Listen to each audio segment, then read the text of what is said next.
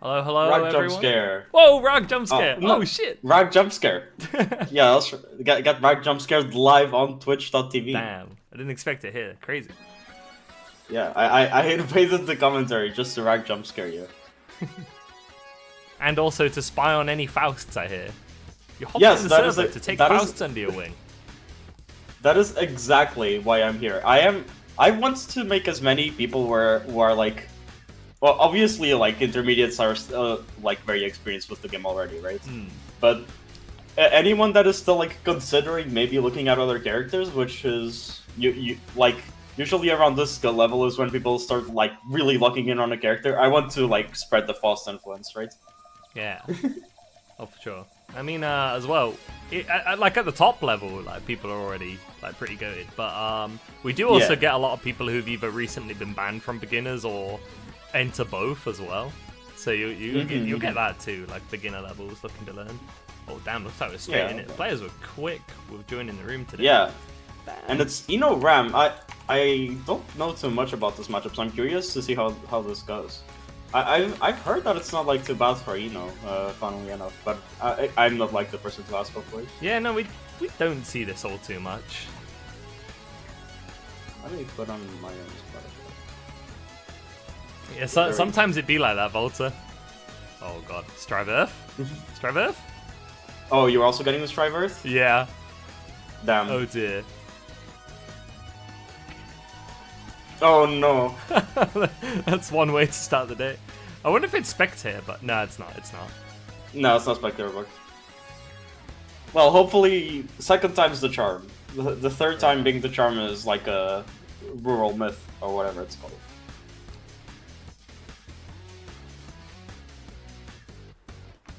Yeah, speaking of players who have like won beginners and come here as well, Lamprella is one of those players. Oh, so Umbrella won beginners. Okay. Yeah. Jayla, And- I'm not sure. I don't recognize her name. They're new around here. So is it fair to assume that both these players are new to the intermediates bracket then? Yeah, somewhat. I see. I feel like we had Lamp on a different week, but Lamp is like fairly new to the intermediates bracket. Third time's never the charm until on my third attempt of something. You know what, Wheats? That's fair. Jayla just had a crash, so they're coming back on in. Oh, okay. I mean, it happens, right? Strive Earth. Yeah. My first time in bracket. I'm glad to hear that. Sorry, I'm glad to hear that. I hope you have fun. Oh, his first time. I thought it was your second. I swear you were there last week, but I'm probably mixing that up. I think you were in my chat on a different day saying that you were going to enter. I've fudged the details a bit. We'd say first time's the charm. I think we're moving the goalpost a little bit. but you know what? I support it. We should make usually make tier lists during this, like between games, right? We should make a tier list of like which time is the charm. Oh man, which time is the charm tier list? I don't even feel like that needs a visual tier list. That's like such a written tier list. How are you feeling about the fifth time? I feel like the fifth time's pretty dim, to be honest. I was thinking like the sixth time personally. Oh, actually, you're right. 6 is like a really bad number. I don't like that number. Oh, that's my favorite number. Really? 6? You have horrible taste, I'm sorry. Yo. Oh, Scatter, thank you for the raid. Yeah. Welcome in, everyone. Hope it was a good stream, Scatter. I was in Scatter's chat earlier, and he was just showing the chat, like, a bunch of characters from the Bleach fighting game that's coming out. Ah. But when I asked him to show a character for me, I just asked who the freaks were. He was very happy to show me a few freaks. Yeah, a little freak. A funny little guy, perhaps, as Alexid would call them. Anyway, the match has started, and oh damn. The burst already, and Ino takes advantage of it pretty quickly. So like, I wonder if Ino can just like sometimes dash over Ram's buttons. Yeah, like for if sure, she at dashes certain deep angles, enough. I imagine that is quite the factor. Oh, that's a cool reversal. I don't usually see people using reversal there, but sending it there is like not that horrible of an idea actually. These 2Ks just not quite reaching.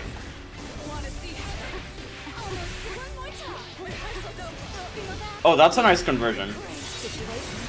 The conversions always surprise me. I always feel like the combos are gonna last longer than they should. Oh, that's an unfortunate bait for the of course. Good to see as well, Lamp does know the punish. Yes. Hit them first. I am personally not like a big fan of like the supers that you have to punish the first hit or whatever. I don't usually like them. I think they're a bit annoying. I actually really like how they nerfed Axel's so you don't have to punish the first hit. Yeah, but you know, I was just about to mention that. You know what's funny? Axel lost that, and Ino got to keep hers. Yeah, I don't know why, and it's really weird as well because like Axel's like it was safe because of pushback, but it wasn't actually plus, right? But like Ino's is just straight up plus the second hit, and of course if she just does it in the air, it's also plus. Yeah. It's a very versatile super. I don't think people talk about how like good that super is actually. Yeah. But it's really good. And if you're biking, you can't close slash punish it. You have to JS. Yeah.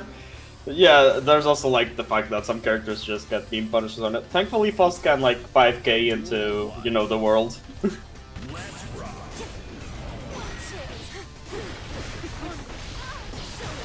Burst coming through. Ram JH. That is a good button to stick out there after the way they changed it. It's like a permanent traveling hit knocks downwards. I have to imagine that the JH is especially good against Dino because like if she tries to dash in, it's like an air block, and then like it leaves Ram in a really advantageous position. I have to think. Really sending it with these sword tosses mid-screen, which is very surprising coming from Ram, but it's working out. Good to kill just yet though. That 2 SLCs.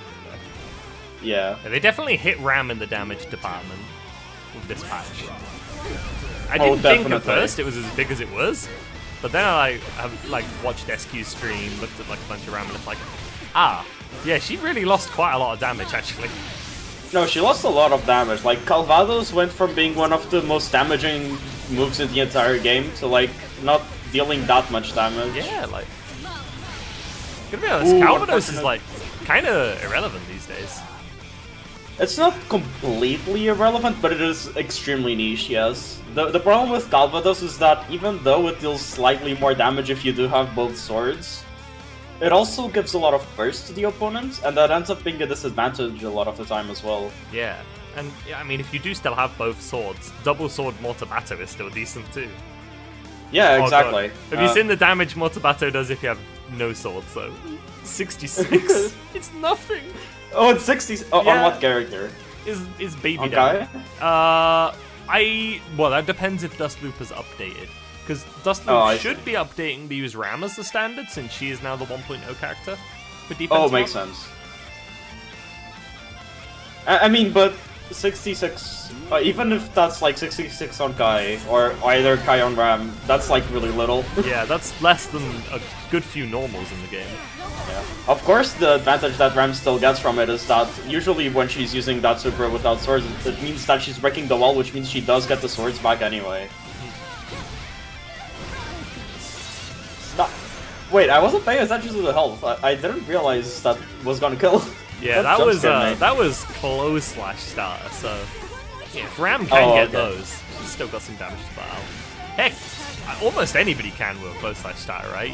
You know the infamous thing you have to do on commentary if Amelia is on screen, and they get a close slash starter in the corner of Artemis. So-called low damage Amelia.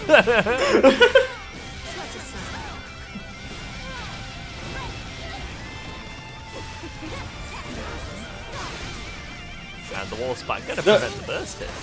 Lamprella's doing really well with the sword pressure, I feel like. They're using the sword toss very liberally, which I like. I think it's working out in their favor a lot, and it leads to the pressure being a lot more unpredictable than most Ramble toss, I feel. Oh, the throw's gonna go. No OTG? No OTG? Oh no, that's tragic! and that's gonna bite him. Giving that game to Lamprella. 2-1 up. 2-1? Okay. That was an aura walk. That's true, Stilin. Speaking of aura walk, I hope to see Blisk doing an aura walk of some sort on the cooking stream tomorrow. Oh god, I've heard of that. I am probably not going to be there for it live, but I might try tune. What? Actually, Strelitia, what time is it? What time's it on? Because I'll be at Meltdown, but maybe I can like put it on my phone, tune in for a bit. I'm not sure for how long I'll be able to tune in, but I will like make a point to tune into that stream just because I am very curious of what will happen. Around so at like 4. Okay, I might still be in bracket. Maybe if I do well. Oh wait, I just remembered I don't actually have D&D tomorrow, so I can just watch the stream. Oh, yeah. You're not watching that multi? Oh come on, you know you want it. Morbid curiosity. It'll be a good stream. I think the Bliss picture that like got me the most off guard was the T one. The T one? Oh, the T one upset me. I was like, no, the T is white.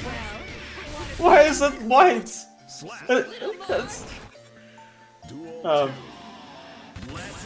I'm not going to bring up the picture unless Bleask ends up appearing in chat, though. If Bleask appears, I might bring the picture up. I feel like you must have done that already before, right? Like, I feel like that happened already before in the intermediates commentating. Just bring up Bleask food. Oh, you can't make it? Oh, no, Kaylee. I remember you saying you were going to make one. I hope your event goes well, though. Maximum impact. Can't wait until I manage to go to a Meltdown, hopefully soon. Yeah. Oh god, that second hit of the... I don't know the name of the move, but the J214S, it got Eno. That was crazy. Oh, I might have forgotten the name of that one, actually. Let me have a look. It's so... I mean, all of Ram's moves have weird names because it's like Latin, right? They're all in Esperanto. Oh, I see. Yeah, I just didn't remember. I'm scrolling the dust list. I will find this. Because I remember, like, all of them except that one. I always forget that one. Wait, is it... Oh, that sword got the backdash? Is it called, like, Ordono something? Oh, Aggressor Ordono. I remembered half of it. Oh. I thought that was the rock. No, the rock is Ondo, right? Yeah, it's similar, rock is but it's Ondo. not quite the same. Okay. Ooh, no swords mid-screen. This is gonna be difficult. No meter as well, so you get reversal. Oh, but to the counter hit, that's an insane defensive option. Now, can you extend here? Oh! Oh my god, it kills. That was close. It was. Right old back and forth between these two. That's what I like the first game of the day. I always want a back and forth. To be honest, I always just want one anyway, actually. I'm saying that as if there are some games where I'm like, yeah, I just want a nice 3-0 stomp where the other player just gets crushed. Yeah, hell yeah. Unless it's fast on screen, then I do want the 3-0 stomp. Yeah, but if you get if you get it to 5 games, you get more Faust games. Think of it that way. Ooh, that's true. I didn't think of it that way. Either way, GG's to both of the players. The set was very cool to watch. The Ram matchup seems like very weird, to be honest. Oh yeah, for sure. Next up, we will have, I believe it's Sweet Blasting and Phantom Issues. Yep. Yeah, and I was told by insider sources. But, oh, are they? Yeah, I think one of the... Sorry, I hopped on... You're so desperate for Faust content, you want to run the mirror? No! That is not what I meant to do. I meant to open, like, the player list, but I can't do that while I'm in spectator mode. Yeah, you sadly can't. I've done it before as well. Yeah. But it's Faust Nago. There is definitely, like, a lot of things that both characters can do against each other. It's a very interactive matchup, in my opinion. Yeah. I will let you have the lead yapping on this one. This will be your element as the Faust player. Oh, I mean... And I'm a humble Faust watcher and maybe dabbler in the future. I've not really played him yet. I mean, I will try my best to, like, not go to bore everyone with too many Faust-specific things that I could talk about. Yeah. But yes, I do want to yap a lot. I mean, I love Faust, right? It's the reason I play this game. It reminds me when I was in call with Izzy while he was doing the what's it called? The player like loyalty tier list. And it's like Faust mains are loyal to a fault. If they're not playing Faust, they're probably just not playing the game. I have tried many times because like back in like start of season 3, I was like, oh, Faust is so bad, I don't want to play this character anymore. And I just tried playing other characters. I couldn't. I mean, nowadays I think Faust is a lot better. But man, back then I was just like, I need to play another character. But I just couldn't. I love Faust too much.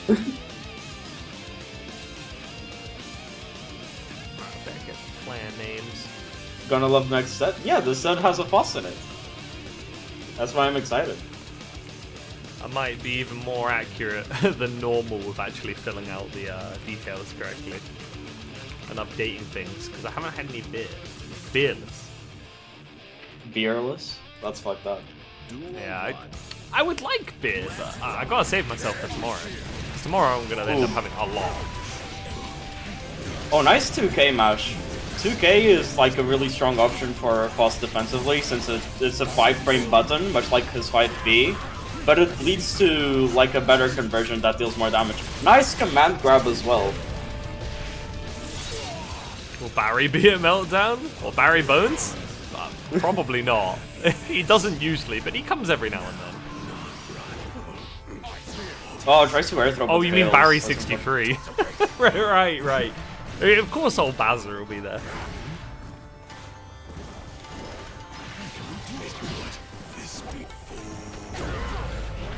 Oh, 5H catches the hole-in-one hurt box. That was really good from the Nago as well. And then just dashes in for the command grab, finishing it off. Yeah, you see Naga coming up to you like, oh god, what's he gonna hit me with the low, the high, what's he gonna do? Me. Oh, it was Yeah. Oh, playing games while hella tipsy is just really fun. I've never done it just because I don't drink alcohol generally, but I have heard stories from people who like just play a bit tipsy in general, and they seem to be having a good time every time. So it's nice to hear. I remember when I was playing through the Bloodborne Chalice dungeons while like drunk, and I had no idea where I was going, but I was gapping the shit out of bosses. It was really funny. Oh no, the hammer ruined the combo. That was so sad. Yeah, Tipsy Strive is really, really fun. Yeah, I have played against, I played against someone who was tipsy once, and it was like one of the most fun sets I've had. That didn't kill? Okay, but Nago Bob's here, actually. And we blasted nose. No, don't crawl too far away. I love it when they do this, it's so funny.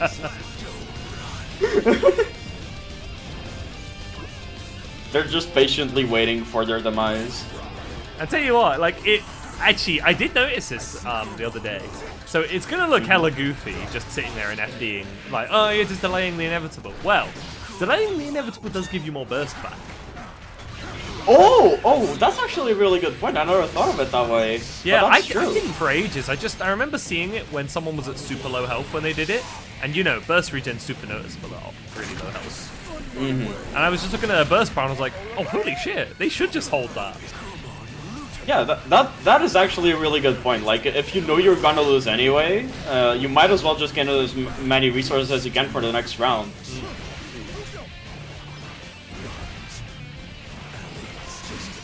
Oh, nice Croak BRC. Punishing the landing with Croak BRC is a thing that I don't see too many people do as Faust, but I think it's really strong. I think it's one of the better applications of Croak BRC. Oh, tries to pop the Afro but fails. And goes nice! See, I actually really liked that one in particular as well, because they held it for a little bit, which is something I don't see a lot of Fausts do. They waited before they PRC'd to see if the Nago was gonna whiff a button, and then they will punish that whiff button by reacting with the PRC and then command grab him. It's a thing I like to do a lot, and I don't see a lot of us do it, so seeing We Blast in here actually do it is making me really happy. Any other character with a lose condition? I mean, that depends on your definition of a lose condition. Losing states? Voltan, that's downplay. I mean, Asuka being out of mana is kind of a losing condition, Yeah. in my opinion. Also, basically as much as Nago. In certain situations as well, him just like not having the right cards is a smaller losing state. I wouldn't that call it one's as much kinda of a iffy losing because state. it's very luck Yeah, dependent. exactly. And then you have like, if you spend your resources as a resource character, you're in a losing state. Yeah. If you somehow end up as Sin with no stamina, no burst, and no tension, you're in a heavily losing state. But I mean, you kind of put yourself there. It was your fault. What is the equivalent of like winning the lottery but losing? That's what will have to happen Yeah. to Sin. It can definitely happen if you end up like spending your resources and then you end up having to burst. That's one way it can happen, but Yeah. basically all of the losing states in the game are the player's fault. You don't really get put in them almost ever if it wasn't your fault. I mean, yeah, it's always like down to a mistake, right? And I mean, mistakes obviously happen, even at the top level, so it will happen sometimes. But obviously, the better you get, the more comfortable you get with navigating your character and your resources, the less it happens, and that's the goal. The closest to actually just straight up getting scammed is Faust items and Asuka getting a bad hand, really. I Because think you can't control those. That's the only reason it's like, it's not your fault. You can't control them. Well, unless you're like, you're like, yes, I'll pull Mini Faust. I can't speak too much about Asuka specifically, but like I do know that against Faust, like item luck is only like a factor that matters a lot in the very few specific matchups. Yeah. Like for example, in most matchups, if I get a banana peel, it's really good because it's just like a small wall on the ground that I can like hold behind. But if I pull a banana against, for example, a Happy Chaos, I'm not exactly very happy about it. Yeah. Most of the light items do usually benefit him more. Oh, definitely, yes. It's just like very niche specific scenarios in some matchups where a few items are bad to get, but generally speaking, items are obviously really good for Faust. Ooh, tries to be cheeky getting the trumpet there, but unfortunately the Naga was ready. Phantomicious was ready. Yeah, how to feel about it? It can be tricky with mirrors, because then you're either thinking like, damn, I don't like the mirror, or I need to learn more in the mirror, or it just happens sometimes if you're both of equal skill. Someone's got to lose. Yeah.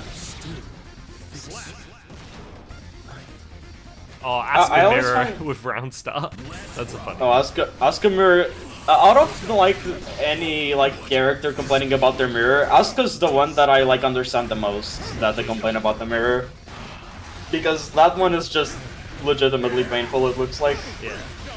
I think the Sin mirror is boring, which is why I don't like it. I like the Axel mirror. Oh my god. Oh my and god, the that is actually a cool conversion. That's good damage too. Look at that damage. Who is this high damage character? Yeah. Faust doing? I need some mini Faust.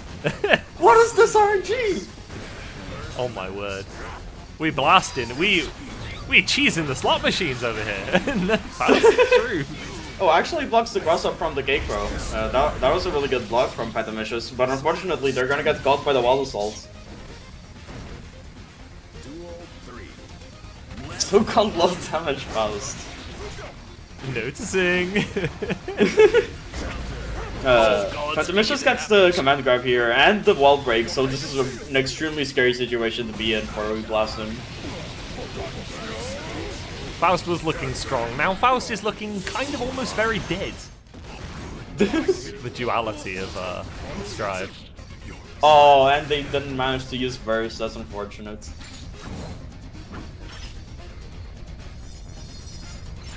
You can't do you play on analog? What, like on a pad? You play with the analog stick?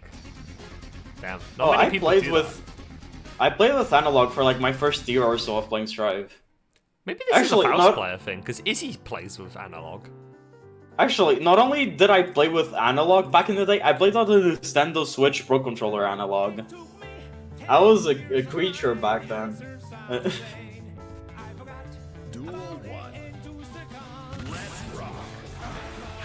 Don't worry, Hoxton, you'll get it eventually. I believe.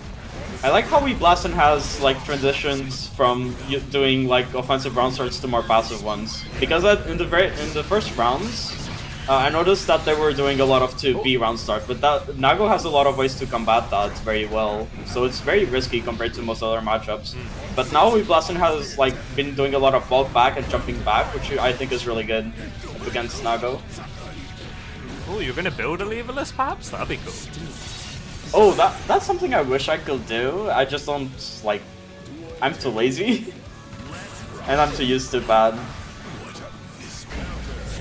Yeah, me too, Voltan. I'm like, you've got a nice D-pad there. Why are you using the analog stick for your inputs? I don't get it, but it works for some people.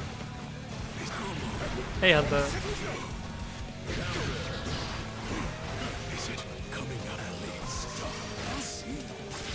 Oh, nice command grab.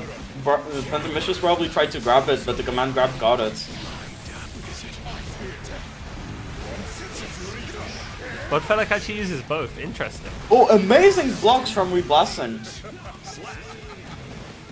I will say that was the Weeblasten got a bit lucky that the chip damage killed there, because 6 Sage into Scalpel doesn't actually naturally combo if the opponent mashes out of the stagger quick enough.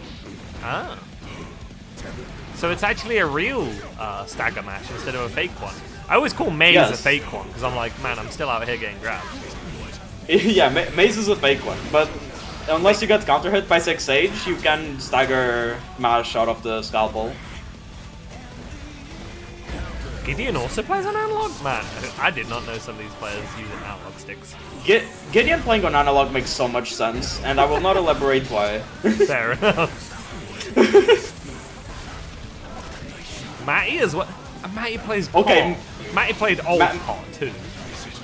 Matty I did not expect to play on analog at all. Yeah, Matty is like levelless core or like Xbox D-pad. Not analog stick, that's just wrong.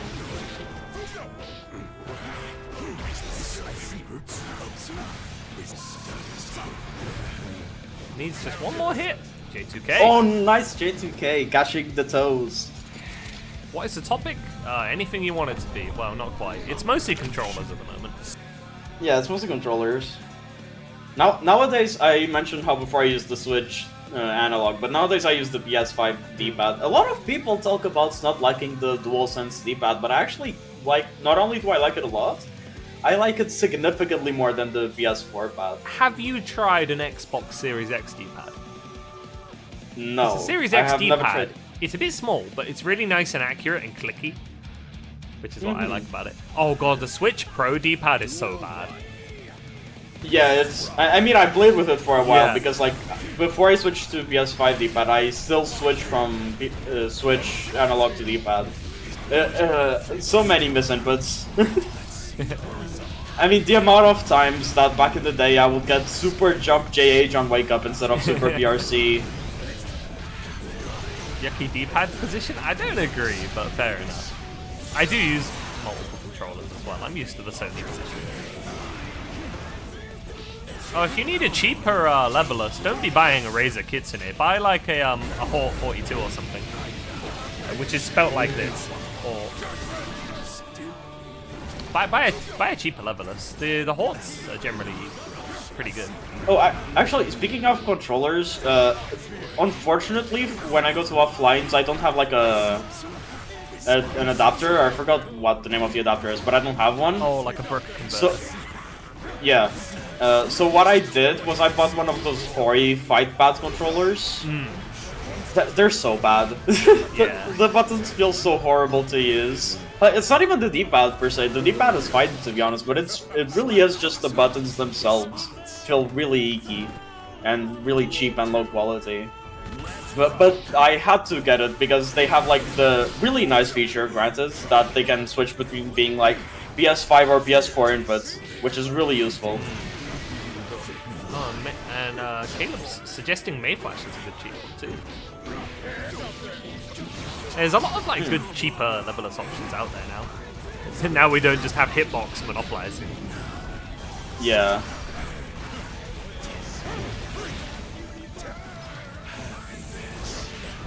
I'm liking these jumps into love that Weeblasting is doing to stall out Nago whenever he's at lower blood, kind of trying to reset the situation to go back to neutral and be able to toss out items. Unfortunately, it didn't work out that round. Double Luigi. Oh yeah, Oki boards are good too. I've never heard of Wookiee boards.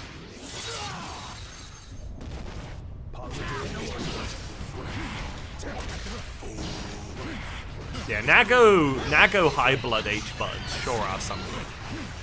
Yeah, they are very strong, especially against Faust. Like, of course, there's the thing where, like, Faust versus Nago high blood, he can just throw items. However, the 5H is still a really big threat for Faust, yeah, even though he is generally comfortable full screen. He outranges Faust that.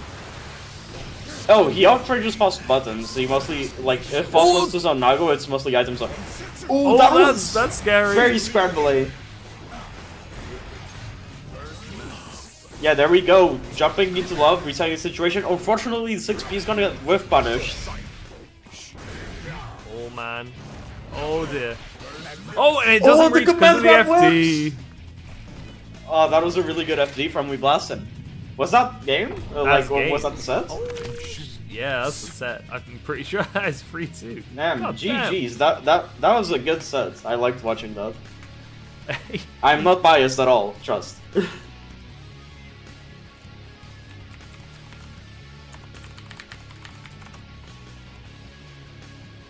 Was Popland the previous resident popper? Or Hot plan, gap plan, pop plan. I see. Oh man. Right. Okay, and then we move on from that. We'll have Ruby and Junko. I forget who Junko plays. Ruby is an Elfeld player. Okay.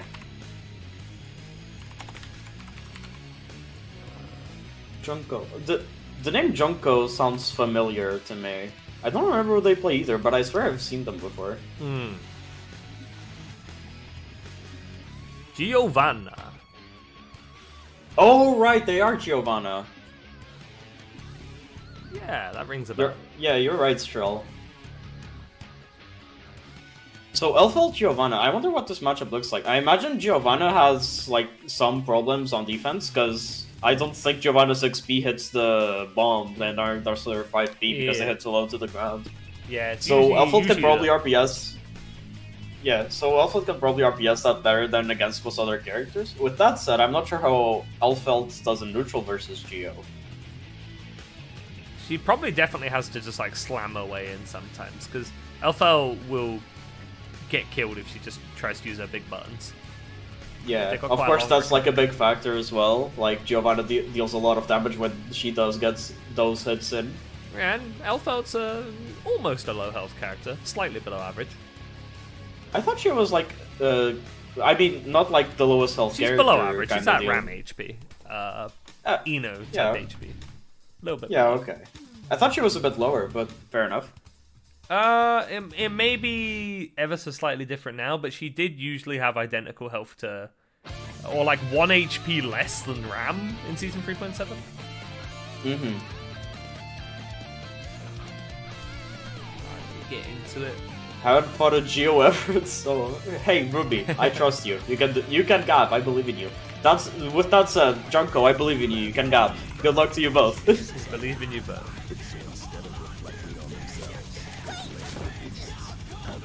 Also, I should say, if you ever feel like being biased, you are welcome to be biased within reason. We should have bias. We should have biased commentary.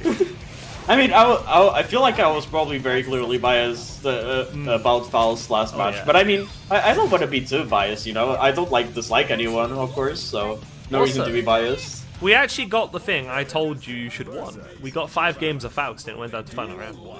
Oh, that's true! We did get 5 games of Faust, that makes me so happy. Maximum Faust. Hell yeah. Uses that burst. Ooh, IB. It's always nice to see an IB, but not really going to be able to lead to anything there. Not going to matter. Gets the wall. Snowball begins. Went into the grenade pressure. That's scary. Oh yeah, that's going to be death.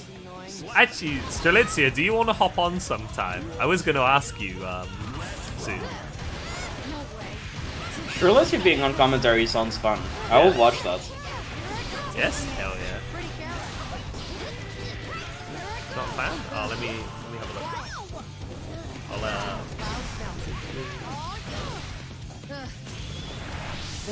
Damn, Junko really taking advantage of the strike throw blender right now and puts Ruby through the corner.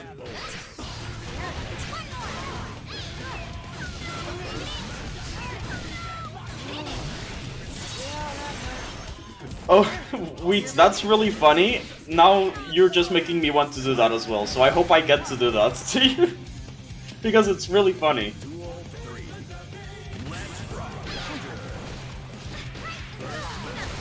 I mean, there are some times where I'm just playing someone and like because I play Faust, right? If like a wait ruins someone's combo, I sometimes go like, oh no, that's so bullshit, you know?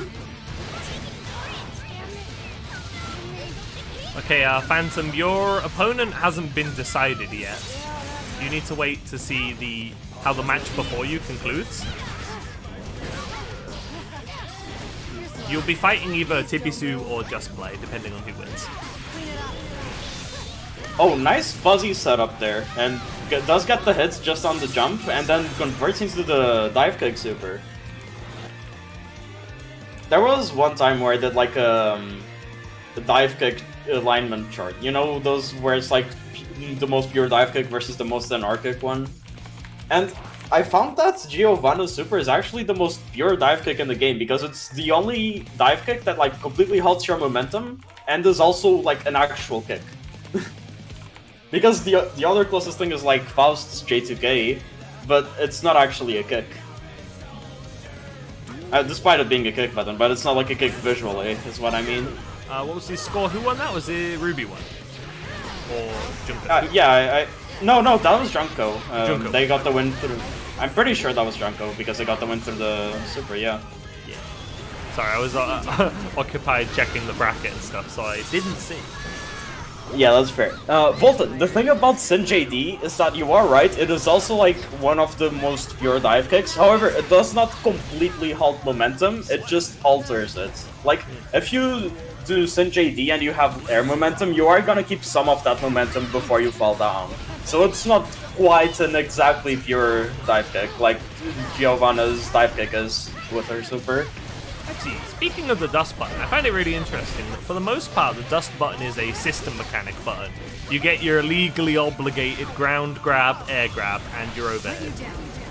But JD, jumping dust, is always something random on a character basis. It's the only thing that isn't just like generic system mechanic, you know? There was actually like... You get a 5. There was actually one time where... I think it was Neo Jester that mentioned like how JD should be called a weird instead of a normal, because it's always a weird... It's just a weird, like... Some characters just have really normal ones, some have really odd ones. Yeah, I mean, even the ones who have... I love Sin JD. Yeah, Sin JD is great. Even if they have like normal ones, like Faust is like relatively normal, but it still sets the Afro on fire. Like, they usually still have some kind of gimmick to them. I guess the most normal ones will be like Soul, and even then like Soul's is just like iconic, right? I mean, it's got an entire wiki named after it. Yeah. And yeah, you have projectiles technically on Kai as well, but Jacko and Dizzy.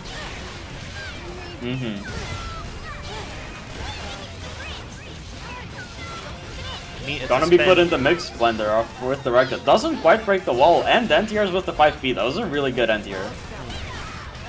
I've seen Ruby do that twice. I'm wondering if they're intending to do like not a wall stop, but like holding the corner and just ending in 2K.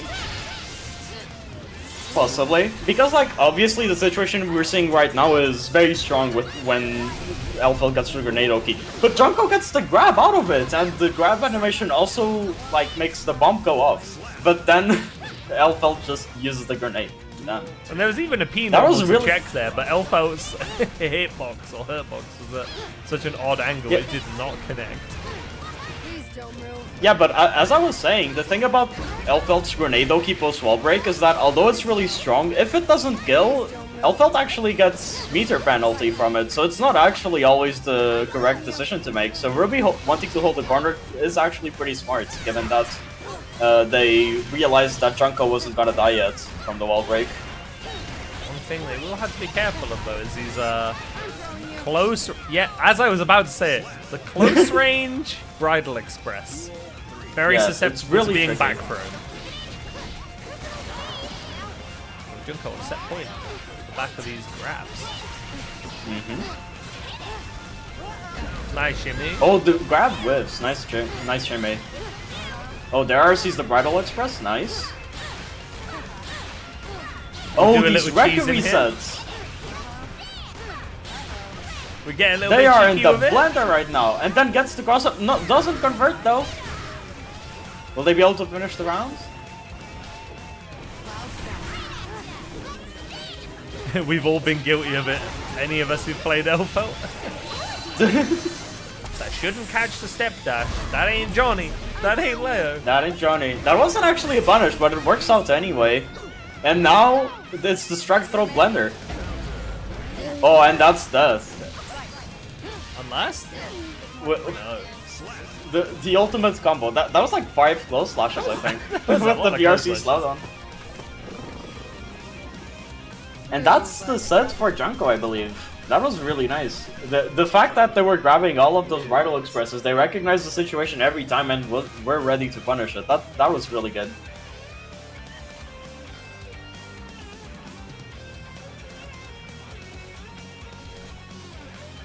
Looks like we have a small wait for our next one as we wait for the result of Sea Salty. Oh, we got GG's from We Blast and Sea Salty. I see GG's in the chat, so the match is ended. Wait, no, We Blast and lost! This is me being biased, I'm sorry, I wanted to see more Faust. It's okay, I can be like counter bias. Sea Salty goes to my local, so homie. Oh, okay. We were both hanging out at a place one time where there was only one bed available and one sofa, so we did a first to 5 for the bed. That's so good. I love that. I actually never did that. Thankfully, I never had to do that because, like, the one time I went to an offline with a roommate, it was Jason. Jason Thomas was my roommate. So if I had to do a first to 5 for a bed, I would not be very excited.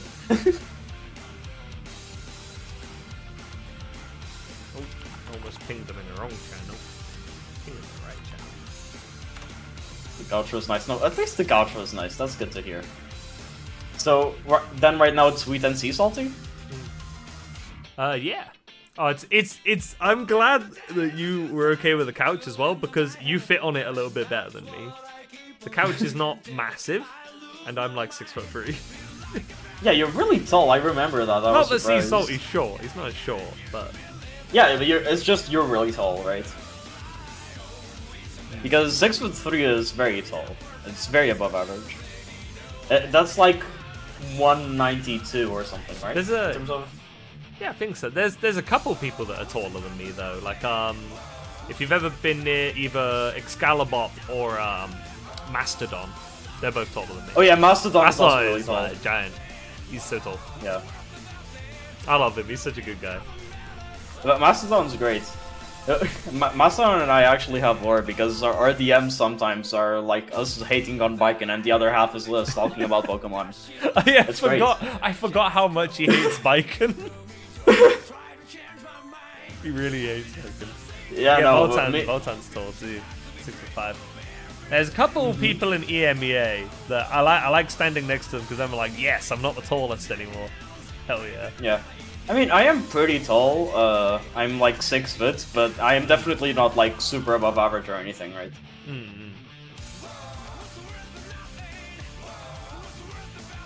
Alright, so Elfelt bot. I know that big bodies generally struggle against Elfelt because they can't backdash the record very well, right? I think I know about that because their backdashes are slower, so they have trouble backdashing after 5H and getting a punish. So I imagine that Elfelt, when she gets in, it's a really scary situation for Potemkin. With that said, this is Potemkin we're talking about. Potemkin needs one opening, and then you're gonna die. So let's see how this goes. What is feet? It's a unit of measurement. We like using it in a lot of European countries. Especially England. Update the names. Wait, actually, it didn't even occur to me. You use feet in the UK? Yeah. Oh, I never like realized that, or I mean I have seen you use feet before, but it just never like occurred to me that like it was just widely used in the UK. Yeah, like people in the UK walk sometimes. They've been noted.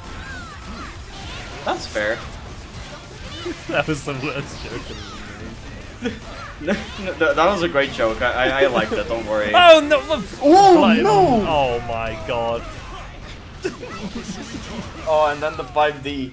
Yeah, that is the thing about Bot, is that despite not having that backdash like I was talking about earlier, he still has very good, unique defensive options against a lot of characters. You have to watch out for like, this man too. He's been Fuzzy Buster. He's been practicing Fuzzy Buster. He was telling me. Oh, they're Fuzzy Buster? I see. He did it a couple times in our sets. Mm-hmm. Yeah, Fuzzy Buster is a really strong option to represent this season. I mean, you see Andros being like the ultimate priest of the Fuzzy Buster church, right? Oh yeah. And it's so good. Oh, tries to go for it again, but fails that time, and Elfeld continues the blender and fails again, the Bot Buster. We doing a really good job playing against the risk reward here, Yeah, and just taking the what? Oh, I was gonna say definitely this one that had to happen again. Yeah. All I'm saying is, if I get PB'd once during my pressure, I am never going anywhere near Potemkin again. Like, I am just not gonna glow slash you. I'm gonna meet you with 5k. I don't care. Oh, that's gonna dash into the Ganter guy. That's unfortunate. That's a really good reversal. Yes, that was really good from Wheat, because although obviously Garuda is really strong, it does have the weakness of being extremely susceptible to long-range reversals like Elfald's. I would also say extremely susceptible to being telegraphed. It is one of the things where if it's done to hit late on your Oki, the animation is just like telegraphed enough for you to quickly super. Especially if you were buffering it. Yeah, exactly.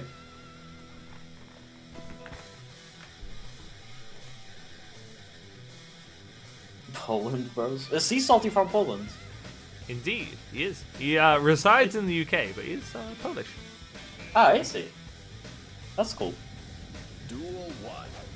I'm trying to think how many Polish players there are. There's Voltan, Volta, and Sea Salty.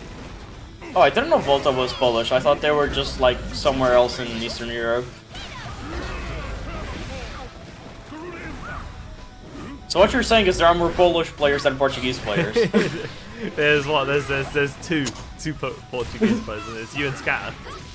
Yeah.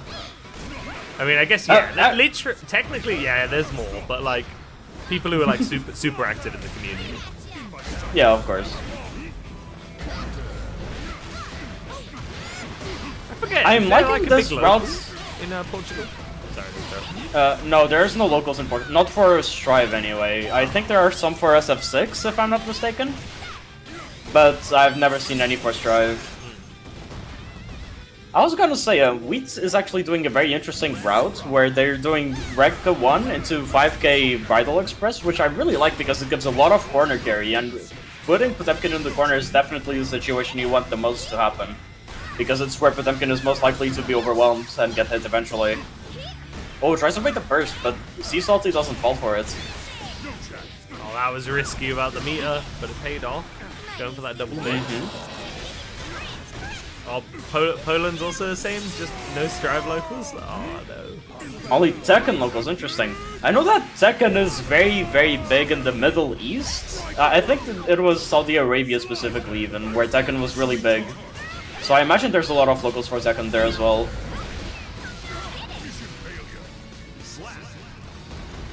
This is the usual part of the broadcast where I say, look, I know it's travel, but you know, gotta come to Meltdown. Come to Meltdown. I am hopefully gonna come to Meltdown eventually. Hell yeah. Also, ironically, for a lot of Europeans, it's actually cheaper for all of you to fly to Meltdown than it is for some of our UK players to get to Meltdown, because our public transport is so expensive if you're further up in the country. Like, say, without doxing where people live, people like Luca and Turtle, if they travel here, it costs them like anywhere between 60 to 100 quid. Wow, It takes hours okay. on the train. Meanwhile, a flight could be cheaper than that. It won't always, but could be. Yeah. I mean, to be fair, a flight is probably also just more painful. I don't personally like flying too much, and I've had to do it a train lot, is so I nice. have it. Train's nice. But... Yeah. Ooh, that 6H got the Mega Fist. That was really risky, but it really paid off. I think that's set point. I think Wheat is 2-0 up. Need to update the score. I believe so as well. See, Oh, that must have been a misinput. Oh, tries to backdash the Garuda, which is not bad counterplay, but I imagine that Sea Salty was ready for it, and they purposefully delayed the Garuda in order for it to not be backdashable. Still reaches. Oh, tries to do a Flex Shield, but it doesn't really work too well against Elfield, unfortunately. The advancing nature of the records. Oh Yes. no! Oh my god!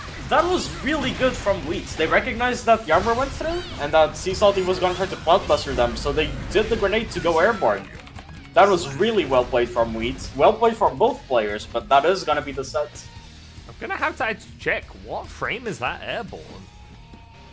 I believe it's airborne really early, because like, Elfeld's bomb grenade is infamously like also a pretty decent defensive tool. I know in some matchups, like I spam it. like for example, like I know against Ram, grenade is really annoying as a defensive tool. It says airborne on frame 7 actually, so it's a bit later than I thought, but Yeah, but when you're canceling it from a special, there's also the hit stop from the armor, so it ends up like being like very early still. Because that's the thing that Fuzz does in the bot matchup as well, where if you hit a slide head with, for example, a Far Slash, you want to confirm it into a mix, which is also airborne. I think it's only airborne like frame 9 or something for Faust. I might be completely wrong on that, I don't remember the exact frame data. But like, it's not airborne that early, I don't think, but just the fact that it's airborne at all and you're canceling into it, it makes up for it in terms of timing. it looks like off stream. Oh, at it's the frame. moment, Oh yeah. Junko is fighting the winner of last week's bracket, Sanya. And so I see. we'll have the winner of that match against Princen, who is a new name to the bracket. I do not know who they play. That'll be interesting. And it's also gotta be the start of the top 8, right? It's winner's top 8? Yeah, well, yeah, we're in top 8. I was thinking for a second, I was like, were you there fully? Yeah, we are. Yeah, we are. Or we will be, anyway. Where's Losers at? Losers is a little bit behind at the moment, but not too badly. Yeah, I mean, Losers tends to be generally a bit behind, right? There is one specific big delay that has gone on in Losers. Oh yeah, I see. The Losers round 1 set went like all the way, and I'm gonna guess at the moment, based on where it is, I'm guessing the next match of that is also going all the way with Phantom versus Just Play. I mean, worst case scenario, we could just like either wait or stream one of the Losers matches on the way. Yeah, Up to you, I suppose. I don't know what we usually do. You know what we actually did last week? There was a small delay, and Mox was like, "Yo, want to run a quick first to 1?" Mox was my commentating buddy. I mean, we could do a first to 1, I suppose. I mean, what I would ask for is like, can I yap about Faust for like 15 minutes while we wait You or can yap something? about Faust. I'm actually running the ads while we have a small wait as well. Oh, I mean, that's fair. You gotta do it eventually. Yeah, Twitch does make us do it. If you don't have the ads, you're not allowed your emotes. Oh, wait, really? No, I want the pedestal. Wait, why do you want the pedestal? It's probably Princen next, right? I mean, I guess if your match is ready first and the winner wants to, I guess you could play first. Yeah. But we just like hogging the stand. Let me actually look at Oh, well, Princeton's. we know who you're fighting. Oh, Brinson actually won against Volta on round 2, so that's an upset early on. That means they're a Slayer player then, because Volta mentioned the Slayer mirror. Oh, that's true. You are correct.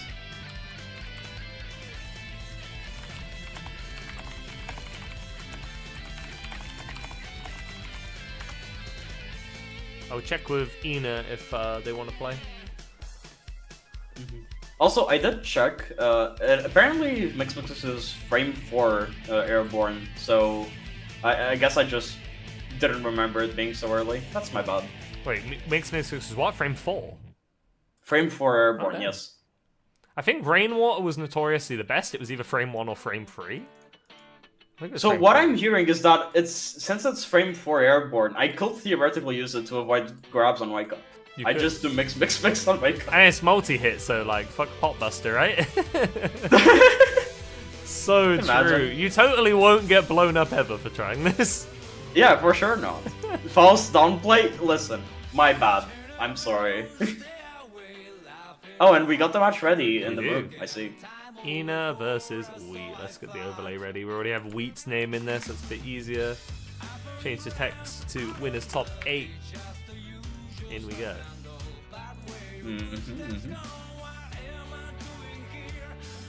Alpha Bridget, both of these characters really enjoy just making the opponent block for forever.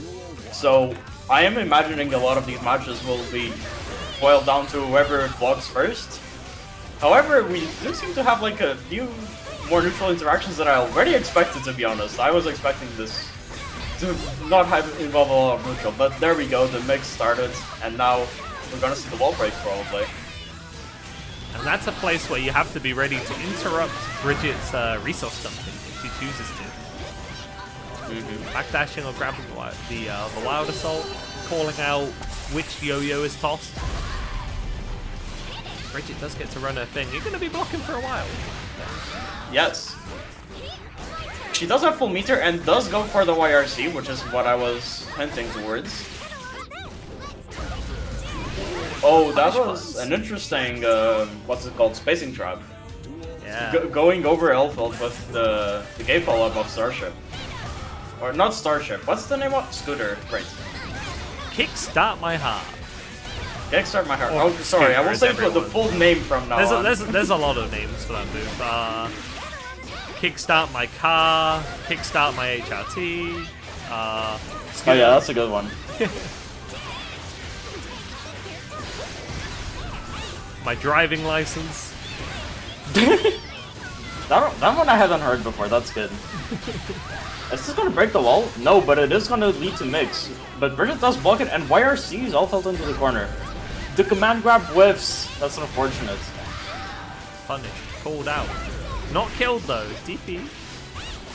Lifeline. Okay, Blue Wall Assault into the grab. Nice. Oh, misses the combo. Oh, I did not expect that to those after the YRC, expecting the jump out. Yeah, that is really smart because Elfeld does enjoy doing that a lot off of like YRC, just doing the grenades to kind of escape the situation. So that recognition and knowing that the DP will hit, which I didn't actually expect to be completely honest, like that was really good. Yeah, and it's the kind of case where as well, it obviously blocking will beat it, but after a normal, it's going to beat both the Rekka and, what's it called? Chocolate? Yes. So you pick an option that beats two of Elfeld's favourite things to do. It will now be on Elfeld to represent something else. It would also beat Gun at that range. Not that you would really Gun while you're in the corner, but yeah. Will that beat Gun? Because Gun like now has the pushing Elfeld back thing. Yeah, I'm but in the corner. Beat Gun. Wheat was in the corner. Oh, true, yeah. Oh, big counter hit. Wheat doesn't go. Oh! That was interesting. Been really cool. Yeah, that would have been really cool. Doesn't quite work out, unfortunately. That could have worked. Imagine if it did work. That'll be so hype. So I respect it.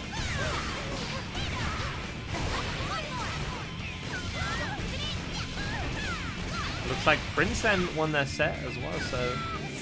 Oh, no, we already did Princeton, sorry. Junko beat Sanya, so... Junko and Princeton okay. Good on Junko. They would have been Faker? Yeah, so true. That's a good way to put it. That's a Faker play. Dude, imagine if Faker played fighting games. I mean, maybe he'd be terrible at them. That'd be really funny if he was really bad at fighting games. Honestly, that'll be the best timeline, I think. Yeah. I really like the timeline of like a bunch of top players for different genres of video games just try fighting games and they all get shit on by everyone. Yeah. That sounds really funny. Oh, by the way, I just realized I'm been swearing a lot. I hope that's not an issue. Oh no, that's totally fine. We swear. Okay, good. What was that? Like we going forwards and then just Rob the baby coming out. What the? I think that was supposed to be deflection. Yeah, I imagine so too. Oh my god, what is going on here? It's some spaghetti. Christian PG, we would never be behaved. Oh, nice XP. And then gets the corner carry. YRC. Ina's doing very well with these YRC timings. What a back. Unfortunately, does get caught by the 6H.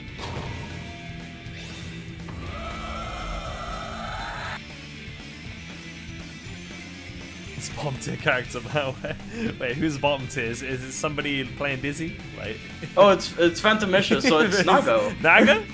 this chunk is bottom tier Nagoriyuki. I mean, it happens sometimes, Yeah. right? Hopefully next time you'll make it farther, but it is what it is. Yeah, I mean, we saw you on stream. We saw you can cook. You'll come back strong. yeah, we saw you can cook. You played pretty well. I mean, I remember like I went O2. I don't know if you went O2 specifically, but I know that when I first started competing in brackets, I went O2 for like 3 months straight. That was really rough for me. I know I went O2 once. I think it was my second Meltdown. I got like the second best player at Meltdown round 1, and then like a really good player on a character I was bad against round 2, or like losers round 1. So I went O2 that one time. Have I gone O2 in a... I might have gone O2 on a secondary in a bracket. Yeah, getting O2 on a secondary is fair. I've done that as well. I remember there was one point in Season 3 where I was trying to learn Jacko, and oh boy, that did not go well. Snake Hey, you guessed it, yeah, Snake Belmont. Oh, so you won against Snake Belmont round 1. Yeah, that was my second Meltdown, that's what happened. That's funny. Snake was like the, I would say this like second best person there at the time. Now, there's even stronger competition. That's not playing against Mr. Belmont. But like, you now have to worry like reliably about fighting Tiger. The JoJo's come back as well. Precho is now going as well. I didn't know the JoJo came back. Are they like playing consistently, Strive? Or is it just Meltdown? I think it's mostly just Meltdown. I think they do run sets, but okay, yeah. Interesting. Because yeah, Cryo's very solid as well. Oh yeah, Cryo as well. And then we have people invading, like we had the Scandinavian invasion last month. Oh yeah, you did. Yeah, we had Strelitzia from Norway, and then Alexiad, Mastodon, and Clant from Sweden. Nagori Luki, strong player too. Yeah, yeah. There's so many strong players.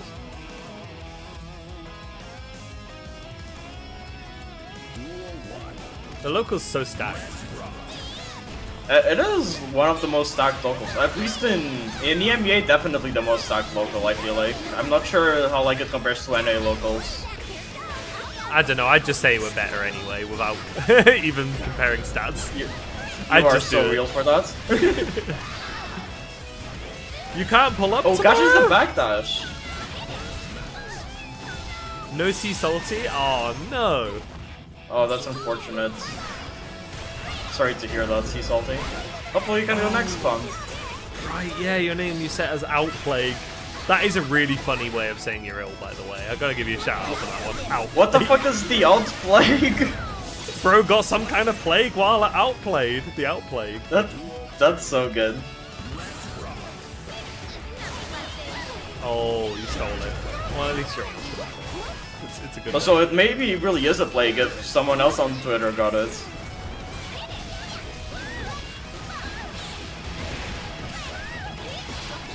Half the event got it. Oh, Gus Suppressor? Oh, it doesn't block the safe jump, unfortunately, and that's gonna be it for this round. Oh, what's the score right now? I haven't failed to update it at all, have I? Is it still 1-1? I was trying to focus today, but I've been yapping. I know it's at least 1-1. I'm not sure. Actually, I forgot as well. I'm not sure. I'm sorry. It's fine. It's not your job to keep track of the score. It's chat's job. That's how it works sometimes. Oh, that's true. Chat, what's the score right now? Oh, nice YRC as the bomb goes off. That will connect Again, to that range. Sure. Yeah, it definitely will. Oh, and the shimmy gets it. Was not paying attention, Volton. Why were you not doing your job? What the hell? You know the format, Volton. Come on. Yeah. You're basically staff at this point when you think about it. Your EP? Ah, fair enough. The opponent lied. So true. I've actually never had that happen. That would be really a funny issue to encounter. Like, I've had people misreport the scores by accident, but nobody's ever just been like, nah, I won that. Yeah, like, people misreport scores all the time, it happens, but I've never seen someone just straight up lie. The closest to that I've ever seen is when there was a desync and someone was like, no, I got that round, and then the other person was like, oh, yeah, no, my record says I got that round. It's like, yeah, you kind of both got the round, you're gonna have to replay that one. Yeah, I remember that happened once. It was SFG, right? Or was it? Maybe. I'm pretty sure it was SFG. I think this instance I'm thinking of was on a Wild Tide ages ago, like Season 2 time. Oh no, I remember it happening like in Season 3 on SFG as well, I think. Anyway, they're not playing anymore, so I do think that was the set for Wheat. GG's. I'll quickly give Wheat an extra point and go to the intermission. Alright, time to get Junker. Yeah, and while we wait, I'll quickly check what the losers is looking like, and it looks like Volta put down Sanya before top 8 in losers. Yeah. So Sanya was the first seed, so... Yeah. Upsets. Bit of an upset. Upsets have been becoming even more common, actually, funnily enough. I feel like every week I'm like, alright, this person's gonna probably get hit, and I'm like, wait a second. What's going on in losers? And then, yeah. That's crazy.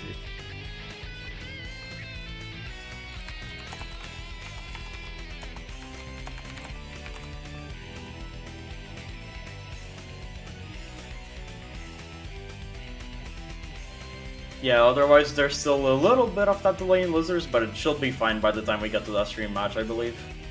You're the Slayer. You are. Your title is in danger. You are the most iconic Slayer. But if we have a new demonic Slayer to watch out for, you're gonna have to be on the mirror mode training arc. And or pull out the Sin keys, de-rust your Sin if you don't like the mirror. Got that as an option. I actually played against the Slayer earlier today. I didn't realize this was Princeton. They're pretty good actually. So I'm very curious to how this will go because Junko also played amazingly in the sets that we watched. Oh, let me fix the intermission. My bad. Oh. Luckily, I have a transparent intermission for a reason, so it doesn't actually completely obscure the game. Oh, it just nice. adds like a 50% dimmer to it. Oh, confirms to counter hurt 5k into close slash, and that's gonna be a wall break. Very good confirm from Junko. Good damage too. Oh, and confirms the 2S into 2H. Oh, and that's death. Yeah, that's really good. That was the Geo round of all time. Who's the more iconic one? I don't know. I mean, it's hard to call. It's funny because I think you've been in intermediates longer, although I remember seeing Ruby a bunch when they were in beginners. To me, it's like an iconic duo, actually. You're the more carried one. Ooh, Brinson gets the Junko with the mix off of the... Oh my god, I assumed that was the Flex Shield, but gets the Wild Assault, and Master's Hammer went over the Wild Assault, so that was insane.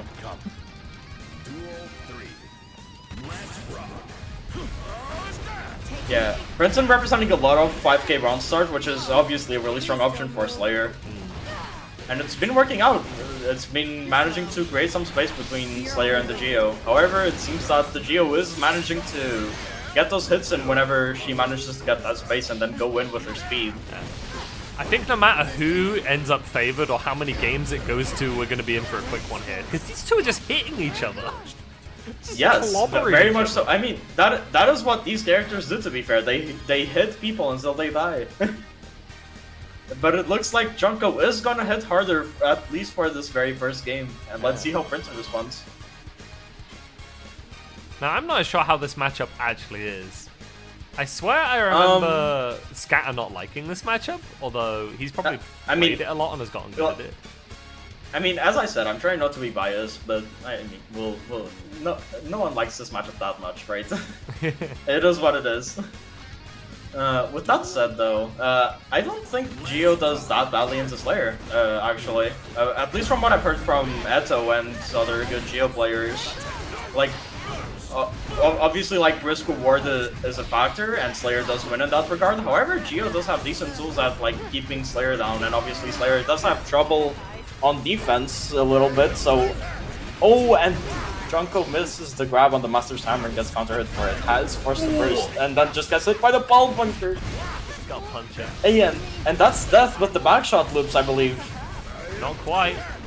Not quite. Surviving. The meter kind of coming in handy a little bit there. Oh, the trade definitely works out in Brenton's favor there. Actually, this brings me to a topic. Like, what matchups do y'all like that you're quote-unquote not supposed to? Your bad matchups. Which of your bad matchups do you like? I actually really like fighting Ram as Faust, which is very funny. Because Ram Faust neutral is very difficult for Faust. Yeah. But I actually do like that matchup a lot. And hot take, I actually like it more in Season 4, personally. I remember one for me, although this matchup has gotten better with time. It used to be really bad. Sin Nago is probably my favorite of his bad matchups. Oh yeah, I've heard a lot of Sins complain about Nago. Yeah.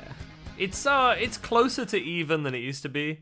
Season 2 it basically was a 7-3, but to be fair, yeah, of course. Season 2 Nago broken, Season 2 Sin doo-doo. Yeah.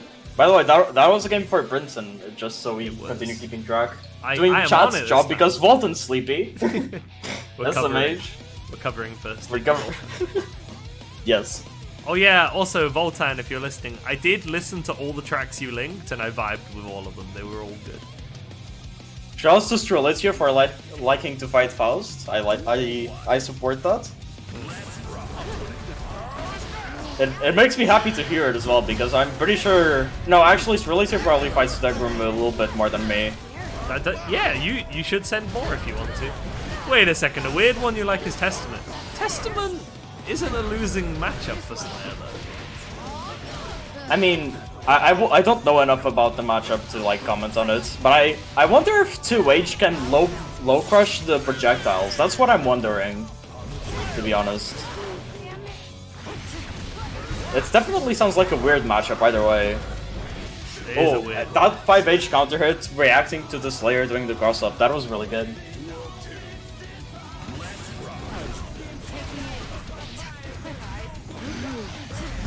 Oh, 2D into nothing for a grab. That's really risky, but Slayer's threatening a lot of options there after the 2D, so sometimes it works out. Oh, nice blocks from Junko though. Blocking that cross-up is really difficult. Big hit. Oh, doesn't quite kill. Oh, gets the Carabites! That was really good. Getting that Carabite in, but it's actually really tricky if you've tried it in training mode before. That was something Volta mentioned as well, that this Slayer is consistent at getting that. That is a very powerful tool to have if you can get consistent with it. Funnily enough, I actually have tried to do the Kara before. It is a tricky one. Oh, lands the charge dust, but chooses to RC it. Interesting. We're doing something here. Something's going on. Oh my god, we're swinging fists. These daddy step shimis are crazy. Just really threatening all the follow-ups, making Junko really scared of whatever is about to come next, and just keeps dancing on his face. Yeah, I'm not good with that kind of Kara. I've gotten better with like dash Karas and stuff, like, but not like traditional pot Karas. I'm a bit inconsistent. Slayer and Nago's Kara, not great. I mean, I'm used to dash Kara specifically as well, because Faust does dash Kara mix a lot. Yeah. But outside of that, I don't really do cars at all, so... How do you do your dash cars, actually? Because I do them the weird way, where you press the dash macro first, and then time your input to come out when you'd expect the dash to come out. Wait, isn't that what you're supposed to do? I do it like that as well. It's one of the valid methods, although it's apparently less common than the other one, where you plink the dash and the like attack button at the same time. You like do the input, then plink both buttons. I find that really input is way easier for levelers players, but the way we both do it, I guess, I find way easier on pad. Yeah, I find it way easier as well to just like time my input later. Also, that deflect shield just got counter hit. I believe Junko is just dead right now. Not quite. Not this season. The health buff's coming in handy, but one reset, okay, that's fair. One reset and it is over. Yes, and I believe that was the set, right? Yeah. Again, it was a quick one, like we were expecting, because it is Slayer and Giovanna. I agree, Strelitzia. I don't play Leveless, but I have practiced with it. I borrowed a controller for a bit. Plinking is so much easier on Leveless than it is on pad. You'd think it would be easier on pad, because you could just like kind of roll your thumbs over the button, but to do it precisely, it just isn't. Yeah, it's like having to do the input with just one thumb is like at the end of the day the big difference that makes it a lot more inconsistent. We'll give these two players a brief break and we're going to call one of the losers matches. We would normally have two to call, but the delays mean we're probably going to be calling a losers match, then calling winners finals, and then losers should hopefully have caught up. So up next, yeah, I think they will have caught up. You could say Volta versus the Slayer of all time, because Volta has participated in intermediates for a while now, haven't they? Yeah, their title is they are like the Slayer of intermediates. They've been around for a while. Yeah, they get very close to winning. They will get their win one day. And they're gonna fight King Dark, who actually let me see what King Dark's path was. I don't know who King Dark plays, but King Dark beats a Wild. King Dark, I know they used to play Milia. I'm not sure if they play Milia anymore, if they play another character now, because I've seen them on a ton of characters. But I know that they made Milia for a while. Ooh, and they like slaughtered through the bracket early on, 3-0'd 3 people in a row, and then went last game with Princeton, as we just saw. Yeah, that's really impressive. So King Dark probably gonna put up a fight here. Especially if they went to the last game with Princeton, that means they also know the Slayer matchup, probably. So this is going to be an interesting match.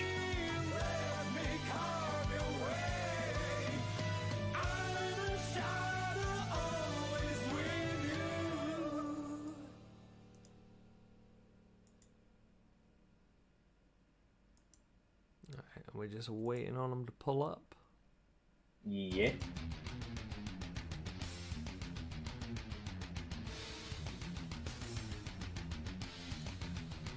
Oh, Volton says they usually see King Dark on Elfeld. So that might be what we're seeing. We're seeing Amelia here. Yeah, there's Amelia here. They are gonna keep on the Amelia for Slayer. Okay, let's see. I do know that like Amelia being the lowest health character against Slayer is really scary, but of course Amelia has the air mobility to make up for it and her mix-up options as well. So let's see how King Dark navigates this matchup. This is the kind of matchup I want to say as well, where it's going to be quite defined on. Ooh, grabs the cross-up dash. That was really good already from King Dark. Yeah. How well does a player know the counterplay? Because Slayer doesn't have anything particularly special for just getting out of Milia's stuff. No reversal, you know, nothing like that. Yeah. But he's got some health to be wrong, and he's got some bloody damage. Exactly. But it looks like King Dark is navigating pretty well here, just jumping around, navigating around Slayer's buttons, but unfortunately they are gonna get caught, and Volta and Zaris is gonna take that opening. Slayer close slash broken anti-air, true. Slayer close slash is like full screen. Vertically. Yeah. I swear to the God. amount of times... Yeah? No, that's all I was gonna say. Just swear to God, it's like mental. I was gonna say, like, I've seen close slash NTR J2K sometimes, which made me really sad. I've also seen 2H. I've also seen two-way Gen TR J2K when I like game for defeats, which also makes me really upset when it happens. But yeah, it's gonna be first game for Volton. No, not Volton. Sorry, for Volta. You would not be the first person who's done this. The trouble is, I'm not as the well, first person. Sometimes Voltan gets pinged in the matchmaking. Because if you Oh, go to no. type Volta, it comes up with Voltan first. Oh, that's so funny.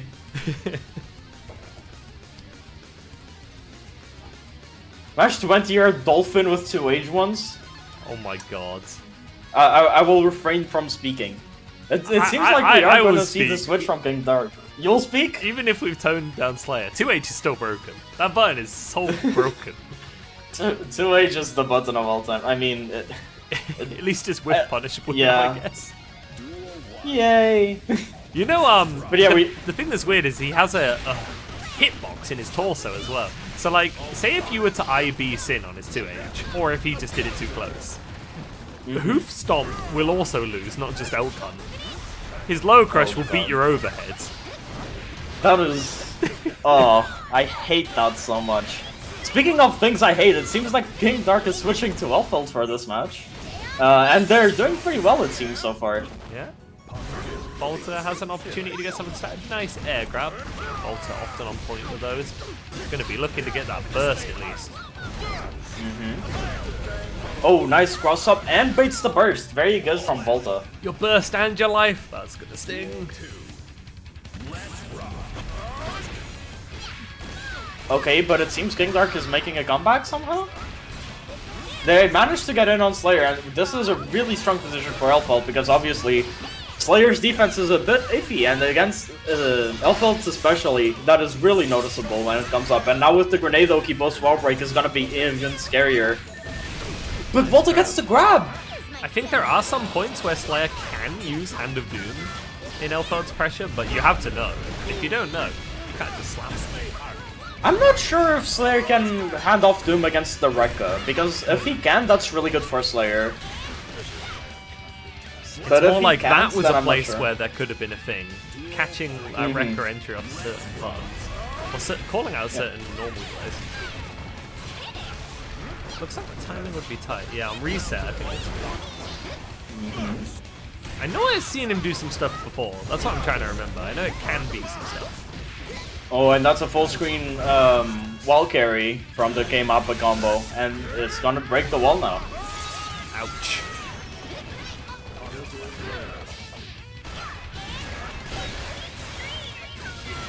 Nice CP mash leading to a Rekka mix-up, which manages to lead to a corner mix-up. Oh, but 2H forces out the burst. Oh, the devilish evil anti-air. Close slash. Slayer close slash. Slayer close slash. I would say if I speak, but I've already spoken. I mean, I could have spoken about a lot of things already, but I am refraining myself. I must be the unbiased commentator here. I am committed.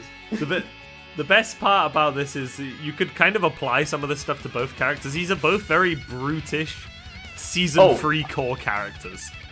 I am gonna be completely honest. Elfeld, I hate Elfeld so much. She's a gorilla too. They're both thugs. They both play like hooligans. Yeah, I'm not really. I mean, I like watching Elfelds, to be fair. I think she's fun to watch. I don't. She's really unfun to fight, in my opinion. She gets bonus points for me because she's cute, but goddamn, she plays like a bastard. Nice burst bait. Yeah. Her design Nothing is peak. will ever... Her visual design is peak. Yeah, I really love this Drive redesign for her compared to Exert. It's so much better. Yeah, I agree. I like it a lot. With that said, it seems that Volta doesn't like this Drive design because they sure are beating it up.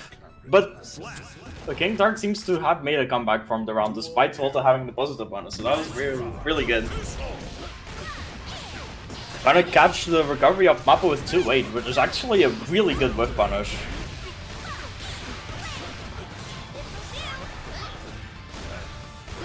Keeping. Oh, out of range for the 6P. And that is one thing worth noting. In that instance, the 6P was the wrong thing to have, but Slayer 6P is very good against Elfelt at close range. Because Slayer's really tall, it beats both Chocola and Rekka. Oh, Slayer 6P beats Chocola? Really? Yeah, it's surprising because his 6P is quite small, but he's really tall, and it hits high. Makes sense. You want to know something like really sad? Faust 6P is really tall, so it should beat Bomba or Chocolat. However, because it has like the dead zone on top of Faust, it often whips anyway. So I can't really represent it as much as I mean, I won't say should be able to, but like... It's a bit more spacing dependent. In like the opposite way to Slayers, right? Yeah. We do. We have Rag on comms. Yeah. Hello. Yeah, we played earlier today. I was saying earlier in comms how like I played you, and like seeing you here into me is like surprising me because you're actually like really good when I played you. Here's my demo.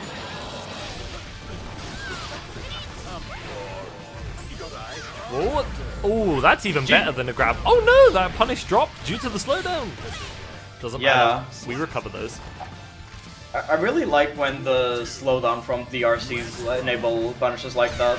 It's very cool. It's one of my like favorite interactions in Guilty Gear when that happens. You need tips? Because people... What were you gonna say? Good, I need tips? When? No, I mean, I interrupted you. What were you saying before I said what about tips for?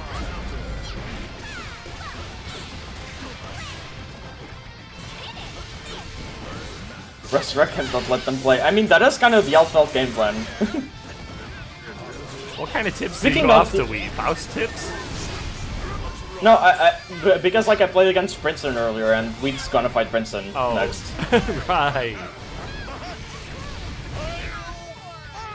I didn't realize you were like confused about it. I'm sorry. Anti-back tips. Well, we don't know. We don't know if it's a guy or not. It could be anything. It could be anyone. Guy gender neutral, you know. Yeah. True. Solve that guy. Solve that guy. Pronoun, please. Open up. What are your pronouns? Oh, that universe counter Master Hammer. Oh, but King Dark gets the burst and is gonna low crush the super. But Volta gets an amazing air grab, and the meaty Master Hammer is gonna do it. I think that was the set, or I think that was the set, right? Contemplation. That was indeed. Resolve to face down my I see. Volta. Congratulations to Volta, still in the bracket, eliminating King Dark. Very good sets, once again. A lot of really good sets so far. Yeah. Volta will be against Ina later. So Bridget was mentioned for her 2H. When we're talking about close slash, well, we'll see Bridget and Slayer at the same time. But we're going to jump back to winners. We don't normally go losers, winners, losers. We normally do double losers, winners. But hey, you know, sometimes that's how the losers bracket crumbles, right? They are one game away from getting to the top 8 match. Yeah. So depending on how late they start, we could wait, I suppose. Nah, Like, let's just do winners finals. Go, go, go. Just winners? Okay. Oh wait, they just finished actually. Did they? I see Nicoteg and just plays AGGs to each other in the matchmaking chat. If they're reporting their results, we can wait. I'm sorry, I ruined your fun. You were so eager. That's my bad. It seems like Nicoteg, yeah. What does Nico play? I see they're seated highly, so I assume they're a good regular. Nico is a Leo player. Just like C Salty, actually. I mean, C Salty was on pot earlier, but yes, I didn't know they play Leo as well. Yeah, C Salty has a Leo.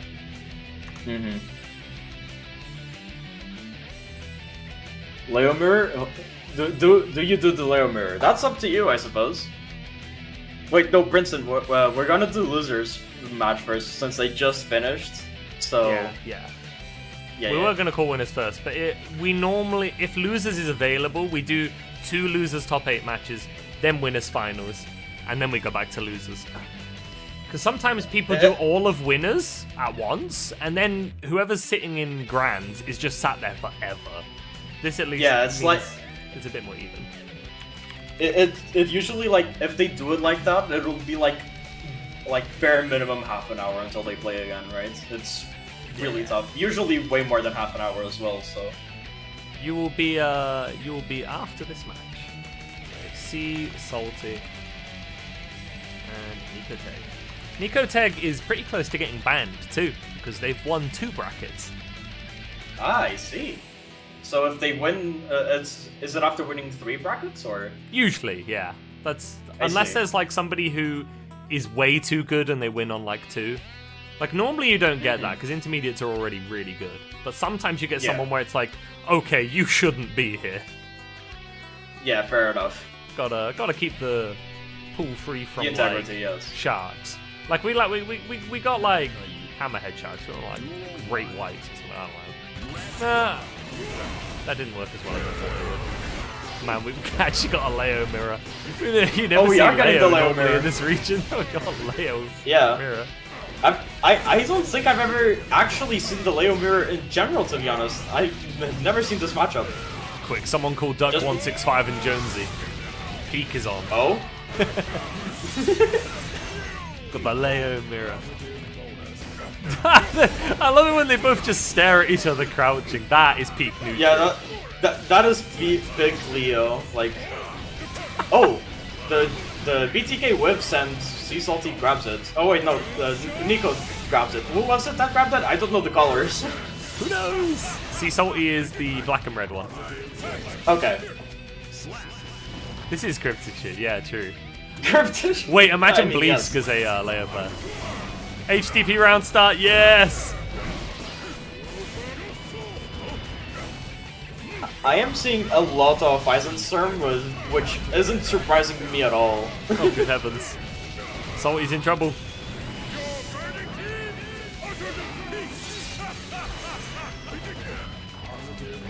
I'm gonna have to survive one mix-up. Ooh, and after the throw, that's gonna be game, I believe.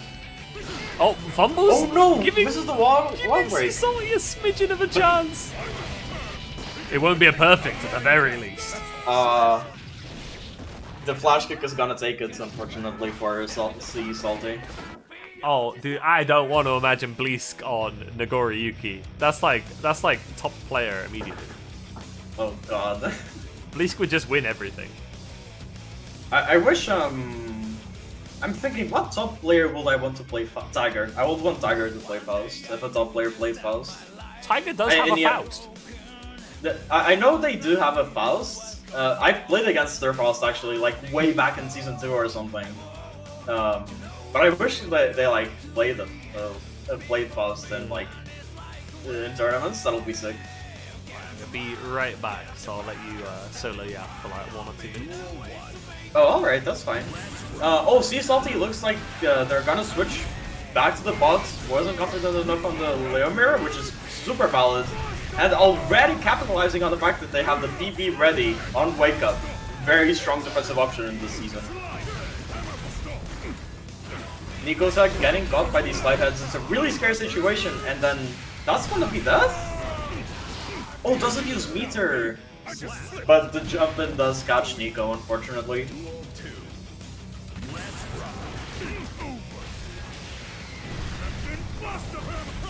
Oh, that's good to know, Strelitzia.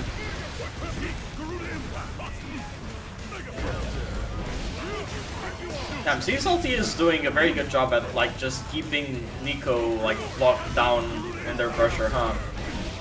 Oh, there we go. Nico starts using the reversal now versus Garuda. Definitely makes spots start his offense like a little bit trickier, because it means he has to space the Garuda a little bit before he actually makes the opponent block. However, now it's Nicotech's turn to actually run their offense, and they're gonna capitalize by not breaking the wall actually. Decide to keep the corner, but Potemkin now bursts out. What? That is tragic. That is so tragic. It's 1-1 right now, by the way. It is indeed. Oh, Bleask's back on the laptop. Oh man. Bleask, I mean, I'm on a rollback laptop, edition. technically. I'm a laptop gamer. I support laptop gamers. How well can the Bleask laptop run gear? Because I remember seeing a picture of him having to have the like low fidelity potato mod on the laptop. So hopefully he's got it running alright. Hey, Strelitzia's a fellow laptop gamer, hell yeah. I do want to get a PC soon, whenever I can. because I do notice that like there are some games that I want to play that my laptop just can't handle, right? Oh, scoop him up. Oh, Bring him back scoop down. him up out of the armor stance as well. Really scary situation for Leo to be in front of bots, not being able to jump, not being able to backdash. It's a free reign for bot to just get the grab in.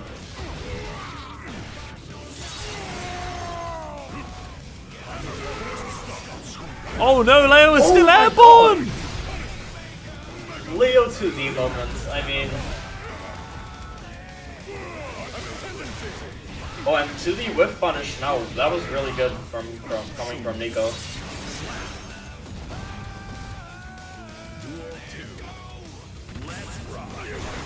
Oh, the goal burst. That's going to be plenty of meter for Nico to work with. Immediately getting hard knockdown if they so choose. Oh, that was a really good pickup from Nico actually, because they recognized that if they just did BTS it would probably drop, so they did BTK instead to get the pickup and then continue the combo.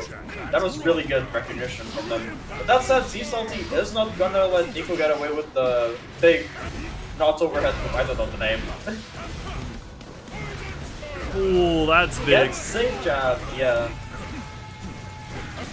Unfortunately, Salty didn't have the meter to get a full punish on it, but they did still get a good amount of chip in. Oh, but Nicotech baits the burst and gets the game. 2-1 in their favor now. No Flare 2D, true. So true. Whenever Leo like RPSs with me between like either the jump or like 2D on wake up, it makes me so angry. Nerf Leo, also true. Very true. Nerf both these characters. They are a little bit belligerent. Though at the same Actually, time, Pot's not had that long in the spotlight. You gotta let him have it for a little bit. Leo has been an eternal top tier. I actually really like fighting Pot personally, like both before and after Season 4. I am like a Pot's apologizer, or what's like the word that people use? Yeah, that works. I don't want to run into him in bracket, but I do like watching Pot. Oh, okay, hold on. I've always liked I will watching add Pot. the addendum. There is one Potemkin player that I absolutely do not want to run into in bracket, and that's Wanted Frankie. Yeah, I knew you were gonna say that. Running into Frankie in bracket is like death sentence. Yeah, like I would rather have to fight Andros in brackets than Wanted Frankie, because it's like Wanted Frankie just has some aura to him. It's so scary. Yeah, he has aura. Oh, apologist, that's the word I was thinking of, Strelitzia, thank you. Yeah. And the pickup. Nico on set point. Oh my god, we have Armor-clad Faith playing right now as well. Oh, that's good. I have some Nier music playing in my own Spotify, which is also based. Nico playing it really safe, but bots 2D is the button of all time. Did you know bots 2D is 7 frames active? Yeah. You want to mention active frames? Pot 5K.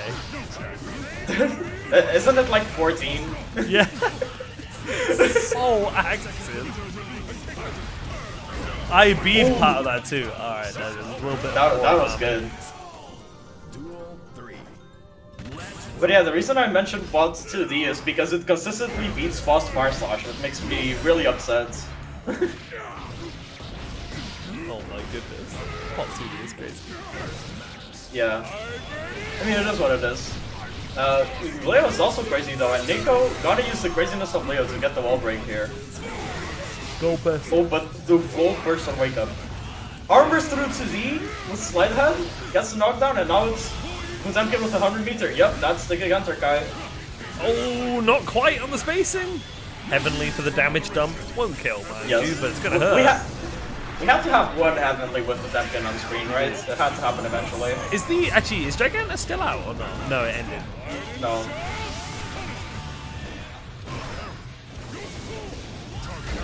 Big flick. Oh, nice flick, actually. That was really good.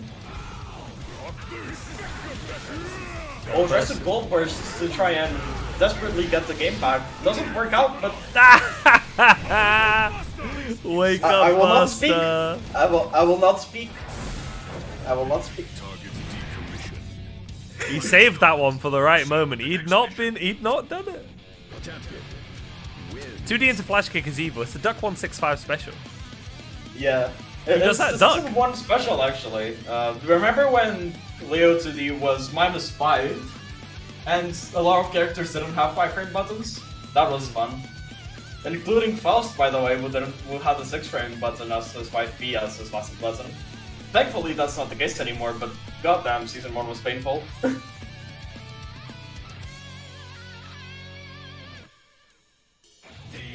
God, I'm glad I wasn't there for Season 1. It sounds like such a bad game.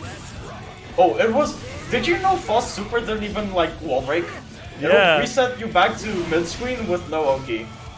Yeah, like, what is the point in that? I know he's a joke character in some regards, but like, come on. But the thing is, like, I've seen people say that before, but, like, he's good in every other Guilty Gear game. Yeah, Like, you're eternally paying generational sins for him being top tier in every other Gear game. Yeah, he was really good in all the previous Gear games. yeah. Dr. Baldhead Yeah, was top tier in Missing Link, for what little that Yeah. means. Yeah, I know that in Plus R, Faust is at least a high tier, and I know that in Exert he's like contested top 1, although I know a few people disagree with that. Yeah, we can't call him top 1. Johnny exists. Yeah, that's true. I mean, it's between like Johnny and a few others. Like, I think like Johnny, Elfeld, Faust are usually the characters Yeah. people put top 1 in Exert. Oh, And I mean, one of yeah, those he's not a considered joke. Strive. He's not a joke. He's just also kind of like partly a joke character. Like he's a goofy guy. Yeah. He Yeah, had that more was- of a meme but super that- in so- Exile. I'm sorry, Greg. I'm gonna have to stop you there. There was a flash kick into flash kick on my There my was. screen, and I have to point it out because that made me really upset.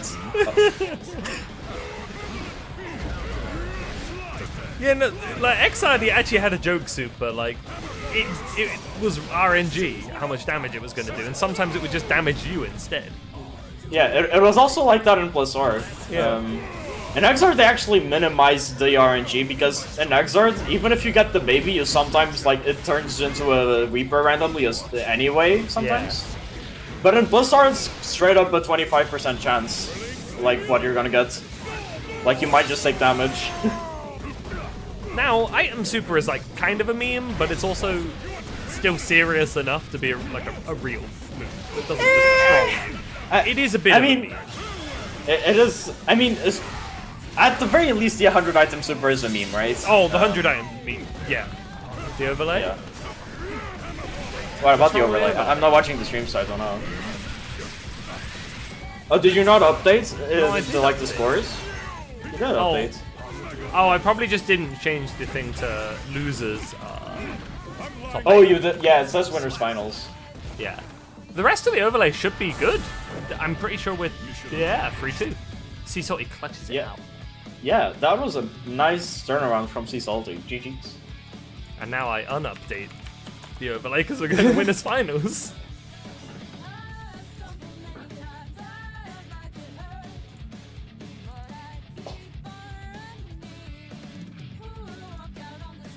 Hit up the intermission screen. What we got?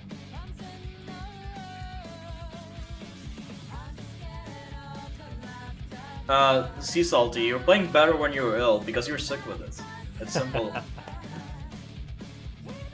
Oh, of course we got Prince and Weak.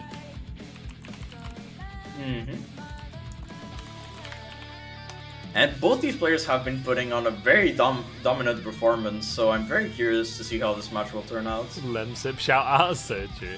Salty, get off the station. Salty, Thank you. come on. Please, I need this. That's a good message for like a... Well, I don't know if it was like an entry message or if it was just sent. I think it was an entry message for the match, in which case that's a really good message, Wheat. Should have been sick. Hey, I'm sorry, Phantom. You weren't sick with it this week. Next, for next week, make sure to go to like the ER or something without a mask, and that'll get you sorted.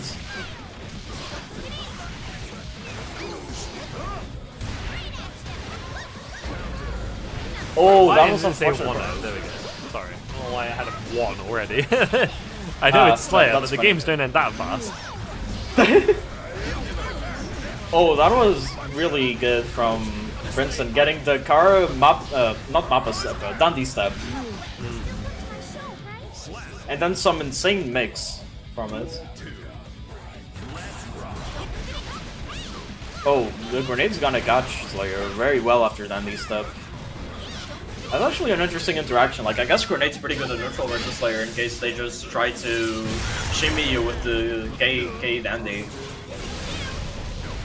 Yeah, unless he's close enough for his 6p too. Like, he hasn't got anything that's just gonna massively call it out. Gets the YRC off. Oh, chooses to burst. How- That's heroic. That is extremely heroic, and unfortunately it's not gonna work out. Wheat gets the perfect, and now has a very big burst advantage. Head stomp. Oh, I'm looking forward to head stomper. Should be going there. Ouch! Speaking of stomping on heads. Wheat. Oh, Gold Burst on Wake Up's gonna be blocked, but at least Wheat does manage to get the 6p. Oh, that is a devious cross-up.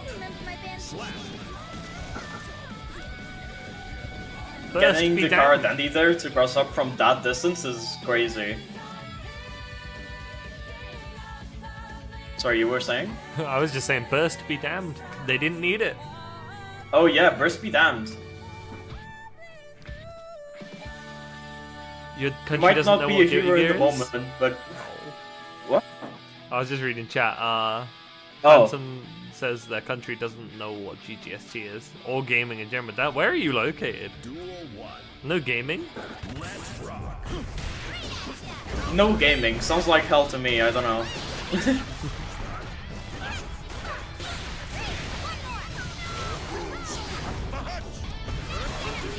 For anyone Oh, who Gold doesn't know bursts as well. the hammers. Damn. We do still have this is an EMEA bracket too, rather than just being like EU. Some of the brackets did change to EU only. Oh, Lithuania? Oh yeah. I don't think there are any, like... I don't think there are many players from the... It's Baltics, right? I think it's Baltics, not Balkans. I always get those two mixed up. I don't think there's many strike players from the Baltic region in general.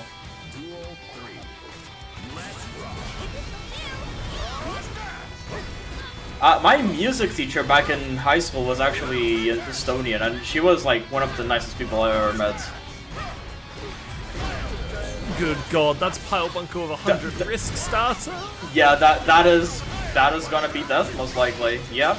Oh no, goes for the reset. I think Slayer is blocking? Yeah, that's unfortunate for Wheat.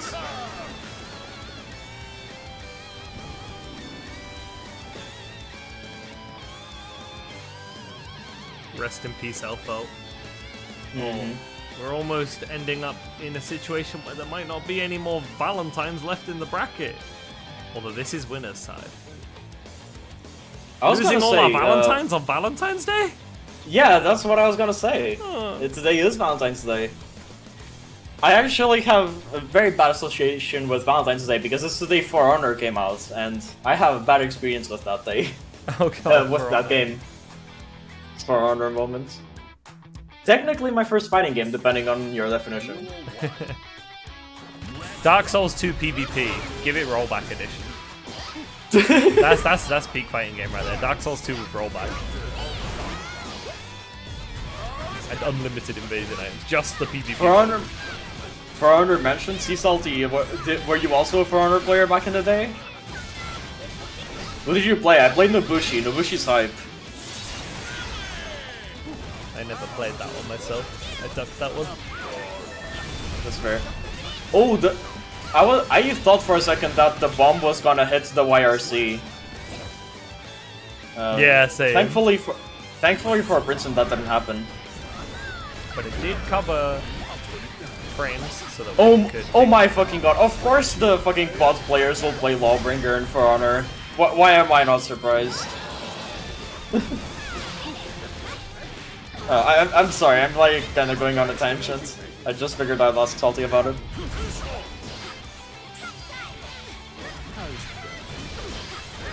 The Slayer pressure in the corner is looking really scary for Wheat. They do block the overhead, but the RPS, Whoa! even afterwards... That was Jang. We've seen so many deflect shield misinputs this bracket. I feel like that must have been like the 5th one at this point. Okay. Oh, Carabite. Watch that one out. Yeah, I guess Carabite. learning Deflect Shield OS is probably actually important versus this character too. So that you don't have that happen. Yeah, I mean, ideally, like, you actually, like, grab Master Samurai, right? You don't actually... Yeah. You don't ideally need Deflect Shield, but it can be useful still if you're, like, mentally stacked. Part of it's probably happening as well because of like crouching and then seeing him Oh, up and there, you shift again- to like standing and then try to like grab, you end up getting Deflect Shield. Yeah. Oh, that was really unfortunate for Wheat getting so many misinputs from the Deflect Shield, but Princeton obviously makes a really good job capitalizing on it. Is it... What's the score right now? I think that's 3-0. Oh, that's 3-0, okay.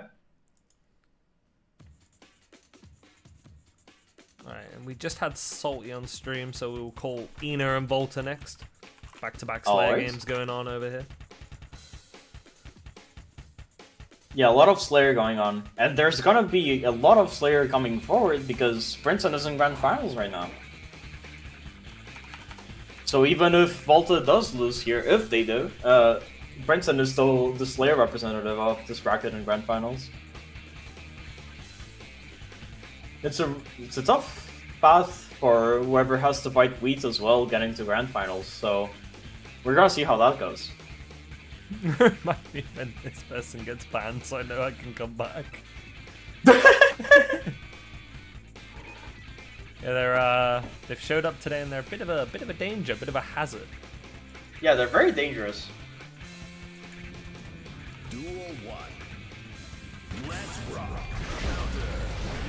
Oh, tries to ground start, then they step into Master, which is really risky, and Merchant does 2H anti-turrets. Did Mappa seriously catch the 2H extended hurt box? Oh my god. Can you bribe me?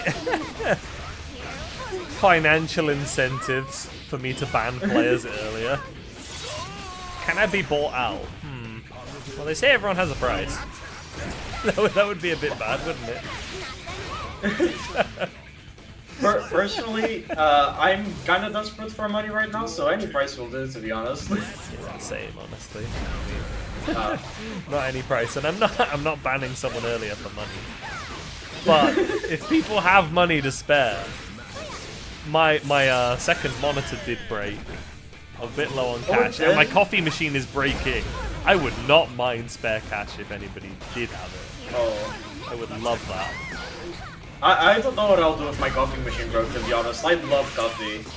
I would be tempted to ask to borrow money from a family member who had a bit more, and then be like, I will pay you back in like 4 months. Please buy me a coffee machine. I need it. Coffee is just so good. I don't know.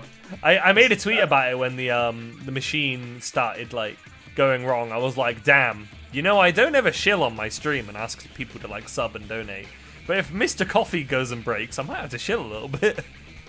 I mean, shilling is fine. Like, you're providing a service, asking for something in return is reasonable. I'm not much into doing it.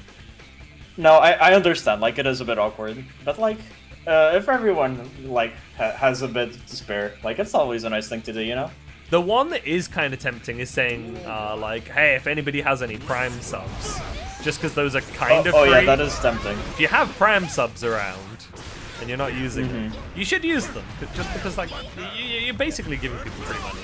I mean, you are paying for your Amazon Prime. Yeah. If you're not using a Prime sub, it's literally free.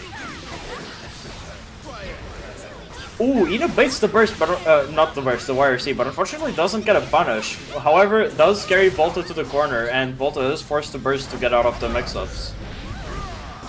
Got to lock in and win Meltdown. Yeah, so true. I'll just beat Tiger and Preto, don't worry about it. Yeah. How big is Meltdown's prize pool actually? Because like it's every month, right? Depends on So entrance. Third would get like Okay, 15 to 20. Second probably gets like 50 quid or something, and it's closer to 100 for first place. It's That's pretty good actually a prize. lot more than I expected. Yeah. Yeah. Like I expected first place to get like 50 at most. Your free sub. Well, Prime subs aren't free, are they? But if you're already paying for Prime and you haven't used the sub is free. Nothing is quite free in life, but sometimes it's as free as it can get, you know? Regular subs are like, what, 5 quid? They're not the cheapest, but they're not quite insanely expensive either. I don't remember how expensive subs are, to be honest. Ooh, Ina baits the burst! Again, these baits on the wire season bursts are looking crazy for Ina. Really capitalizing on it as well. Some eccentric. Eccentric range billion. They That's could, good. they're probably not going to. They'll probably like... they'll probably donate to somebody who's a bit more like a different type of streamer, let's put it that way. You're gonna do something wild? GGST streamers isn't really the target demographic for like the kind of like I'm gonna give the 100 subs to a random streamer kind of deal.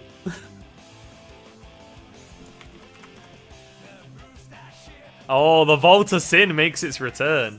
Volta has not been on Volta Sin since Sin? Slayer dropped. Really? But they're choosing to go on Sin against Bridget. That's interesting. They did tell me they were thinking of derusting the Sin, especially for a matchup like this, because at the very least on paper, Slayer does lose to Bridget. I mean, On obviously paper. there is the Emphasis. obviously there is the infamous Home Depot Potemkin quote of "I am always on defense" versus Yeah. Bridget as Slayer. But Sin wins against Bridget quite well. Of course, you do have to know how Sin wins. It's not free. It's Yes, not of course. impossible. But just the fact that Sin has an invincible reversal already makes Bridget's pressure a lot more interactable than it is for most other characters. And that's otherwise, 6p. yeah, that 6p is being as humongous as it is really good for Sin.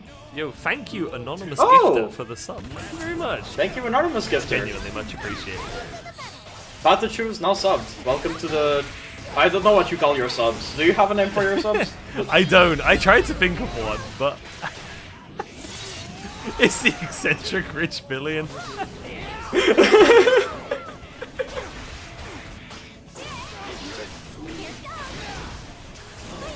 Billionaire be like, yes, I suppose I can write off this sub as a tax evasion. Yo, Jones. Hey, Jones. Oh, Sin gets in, so although he has low HP, this could be game turning around because he still has 2 bars of stamina and 50 burst. And he's about to get 50 meter with this positive bonus. And yeah, this is gonna convert. But Ina does burst, trying to get this game back. But the jump in catches. Oh man, I can see, I'm watching this, so Volta is doing, I can tell that Volta has only just recently came back to this. This is old routing. Some of it's still working, but these are old Sin routes. Yeah, This is a blast from the past, maybe. I remember, like, when I first picked up Sin in Season 4, I was trying to, like, close slash situation to Hoof Stomp, and then getting, like, the close slash pickup there or whatever it was. Remember that old Sin was, like, really fun as well. I mean, Sin in general is pretty fun, to be honest. I enjoy playing Sin. Yeah, he's fun. Ooh, gets a command grab. Nice from Ina. Playing very safe, but Sin gets the jump in, and now it's pressure. Yeah, that's a really scary situation. The guard crush being in your face +6. You gotta hold it. The Sin pick could be the reverse sweep. Yes. Because it's 1-2 right now, right? For Ina? Ina just saying I hate you in chat. Wait, what were you responding to? for the Sin swap. Oh. Likewise, filthy masher. you won't let me do my Slayer shit. You keep stopping me doing my shit. Get counterpicked, sucker. I am gonna say calling someone a DP masher and then switching to Sin is crazy, but go off. But it might just work. It might just work.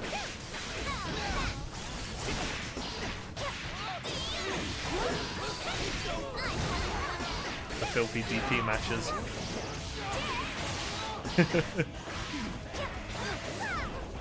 Oh! Ooh, the command grab doesn't reach. Alright. And Hoof Stomp is gonna convert, but it does mean that Sin no longer has stamina, although he did just get 1 stamina back.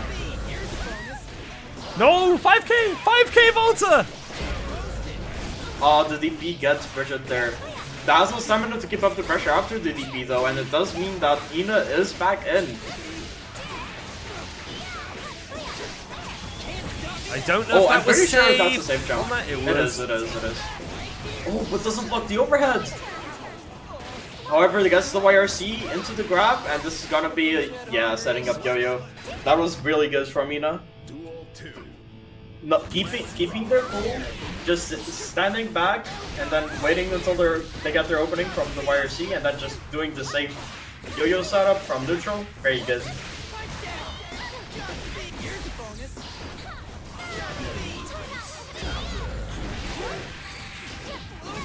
Oh, that was a nice pickup from the scooter. Sin's hungry. Oh, he is hungry, and he just got bursted, and now he doesn't have meter either, or burst. Well, he did just get 50 burst. Gets the DP.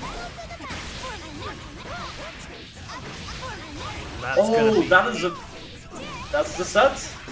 Oh no, Drops maybe the not. combo. Oh, IB's in the air, so it's not minus enough to be able to punish. GG's from both players. That was a really stressful set to watch. Just because, obviously, Bridget has the really scary pressure. But both with Sin and Slayer, you kind of just have to get in once, and as long as you manage to get that hit in, Bridget dies very quickly, so it's really stressful to watch this kind of matchup.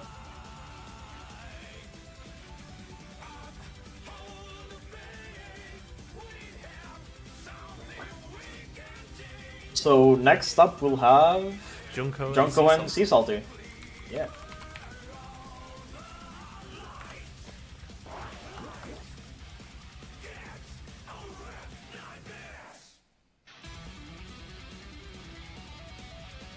This makes me sure it's a viable option. Yeah, I mean, it's worth de-rusting him for the matchup. Yeah. You gotta work on those roots, Volta. You need the new roots. Oh my, you're gonna you're gonna have to watch me like relearning my Sin, showing you the new roots. I am learning Sin like very slowly, but I am learning Sin myself to pick him up as a secondary for a few matchups. Slayer better? So, Wait, what? What were you saying, Rock? oh, I mean, I don't know how I would continue what I was saying, to be honest. I mean, I'm picking up Sin for, like, Anji and Johnny primarily, and then I have to, like, figure out what other matchups I would rather use Sin for. Probably stuff like Ram and... No, not Axel. I mean, both Sin and Faust do, like, not too good into Axel, but Faust probably does a tiny bit better. I don't know. I have to figure it out. We'll also like whenever it comes to secondaries, it's also never just about how good or bad the matchup is. It's also about like, how comfortable are you with the matchup.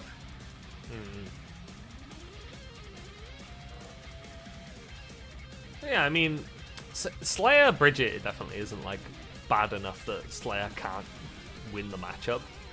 But if you do have like a confidence in, I mean, it is just a better pick. Yeah, it's like because like right now, for example, like although Sin does better into, for example, Johnny, like I am definitely not good enough at Sin right now for my Sin to be better versus Johnny compared to my Faust. That's why I still gotta work on him. Duel 1. Let's rock. And this is bot Geo. I'm not sure what the general consensus is about this matchup. I do know Eto was like a person I'm pretty good friends with Eto. Probably one of the better Geos in the EMEA region. They hate this matchup so much. And we are seeing right now why they hate the matchup so much. It's because Potemkin Buster is such a strong option against Giovanna. Fuzzy Buster is so scary against the character who relies so much on basic strike throw. Duel 2. Gotta get up there, gotta fight Potemkin. Go bar for bar with him, and I mean, well, yeah. Yeah. He could just do that to you.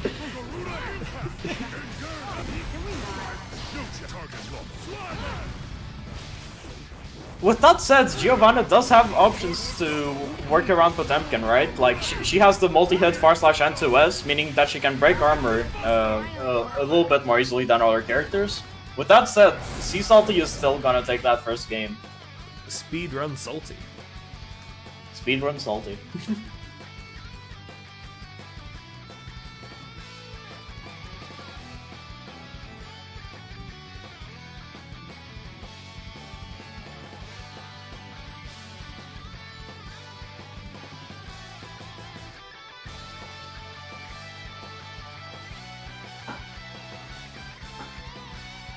I got some Ultra Kill music right now. Have you played Ultra Kill? I don't remember. I have not, no.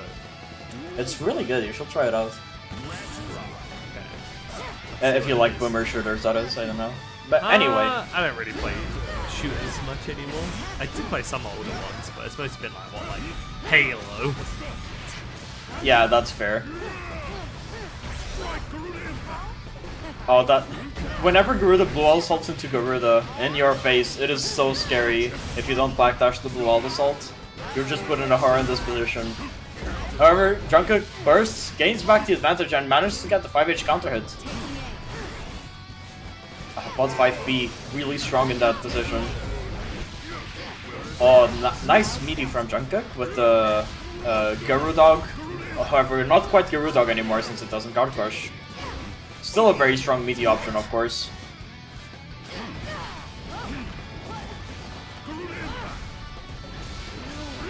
Hey, listen, wait. Is it my fault that Ultra Kill is peak? I'm sorry. You wouldn't be the first person I've heard say that as well. I've heard that one before. You're slow. I'm a guy who really likes Ultra Kill based. Oh no, that Potemkin Buster.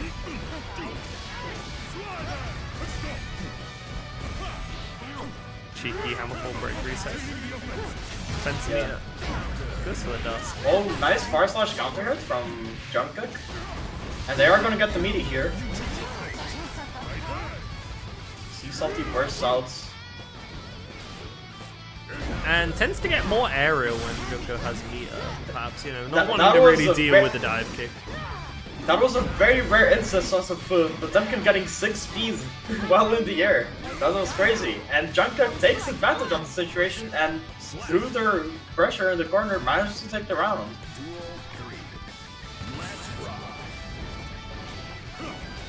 The entire P. I haven't P-ranked P2 yet. That's the only one I'm missing. I actually think I haven't B-ranked P1 on Brutal specifically either, now that I think about it. I still gotta work on that. Oh, nice 5H counter hit again. Trying to find a way out, but getting caught at each turn.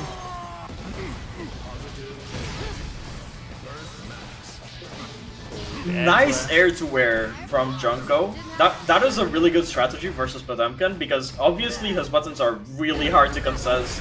Another 6P! Fatal flaw in my calculations. That is crazy that these 6Ps are working out so well for Junko, because Potemkin is infamously really hard to anti-air from the ground. Yeah, for sure. Score evened out off the back of that. Is it 1-1 right now or 2-2? 1-1. Okay.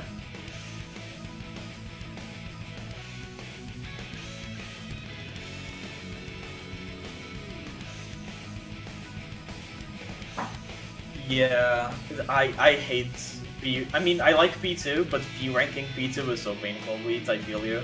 There was actually 2 times where I managed to, like, quote-unquote P rank it, but I didn't have enough style. It happened 2 times. I was so upset. Ooh, the Leonard swap.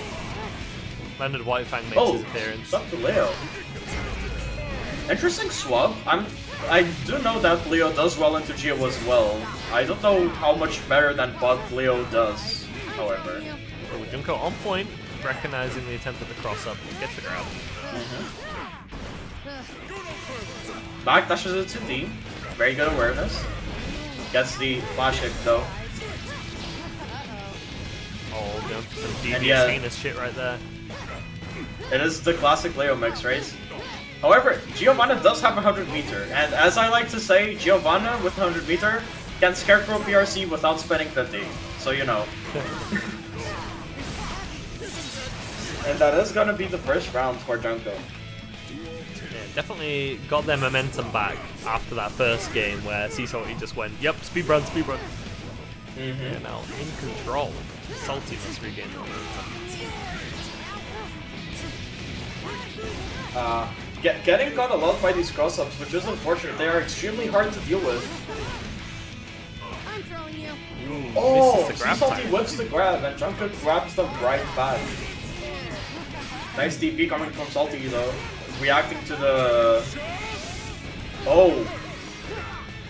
Uses the 100 meter to just get into the corner. However, it doesn't quite work out since Junko manages to mash out of it.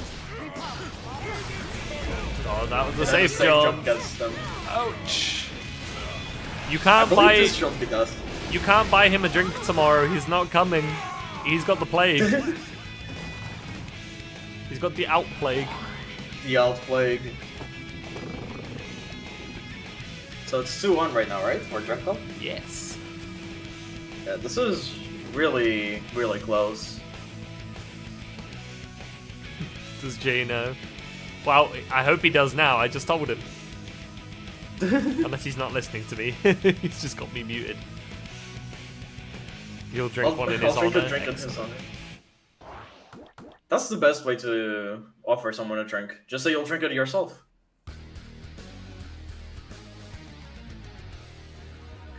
I feel like it's the equivalent of your boss throwing a pizza party.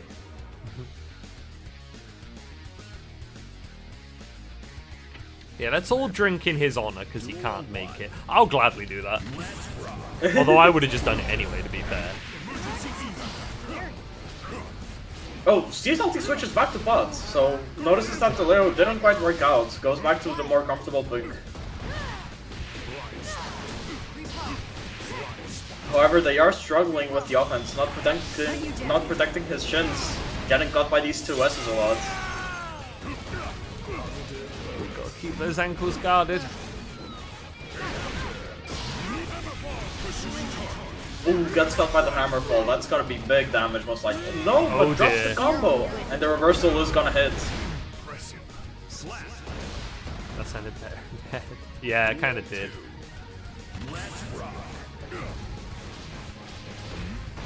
I'm the side character in my own life. Damn, it's kind of morbid. What the fuck's that mean?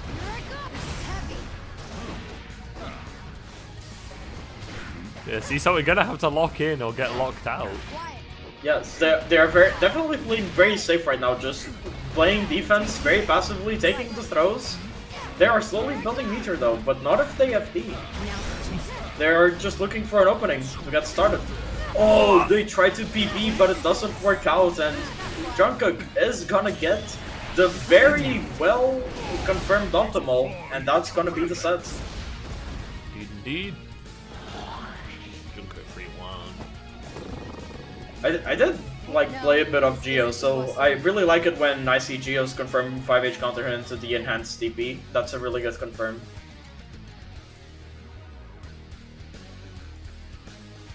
For Overwatch, you got top 8 Salty. Where are you on? SMH. You did get top 8 this time. I think it's been a little bit, but I see Salty always has it in him to get a top 8 when he's feeling it, when he's feeling nice.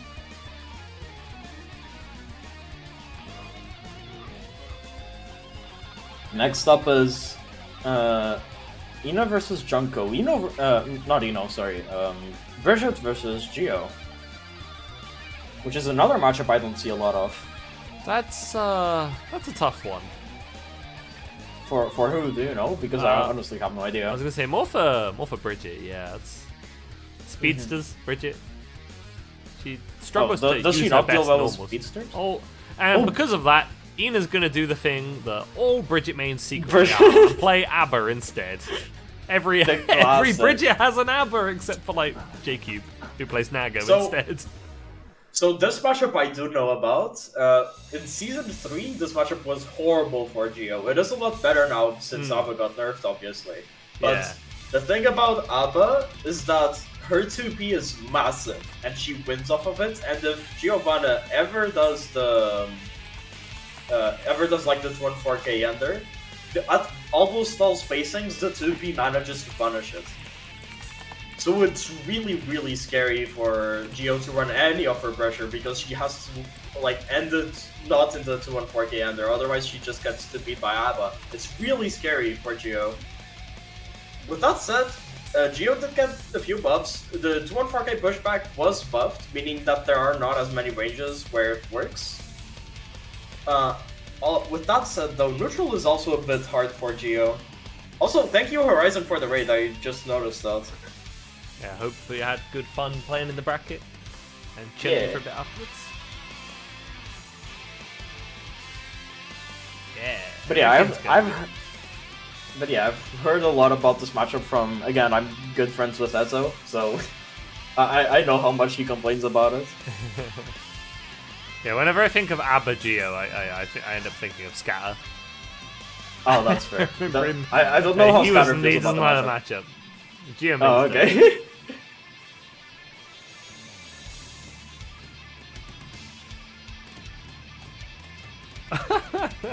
Oh no, one of the players had the other one blocked. That happened to me once. I remember I got someone in bracket and I was like, oh shit, I have them blocked. Oh, that's so good. I'm gonna sub react that. I gotta.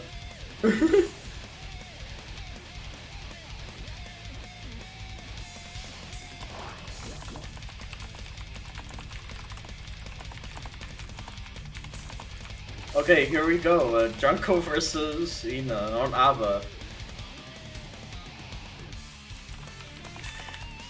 Junko just has the heartbroken emoji. It truly is over. Oh yeah, we didn't do the bracket command today. Shit, we've been missing bracket the whole time. And by bracket Oh, command, I really? mean we don't have a bot, so I just post it and pin it. Oh, well, I see.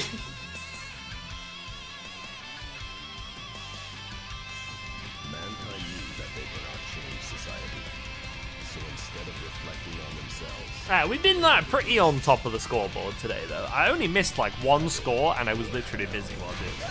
I mean, once we started catching up on Volten's work, because we learned that they were lacking a little bit sleepy, then we've been catching up. Can we just do this? Giovanna versus ABBA. Duel 1. Alright, getting into it. Big counter. Oh, gets the 5H counter hit immediately. Very nice from Junko. And yeah, as I said, Geo has got to be kind of scared during her own pressure. Otherwise, this kind of happens, right? The other problem is that as well, Geo really wants to go in, and it's you going in is exactly what ABBA wants, right? Oh, nice 2S coming from Ina. Nice Well block blocked. on the overhead. Unfortunately, the YRC gets baited by the overhead.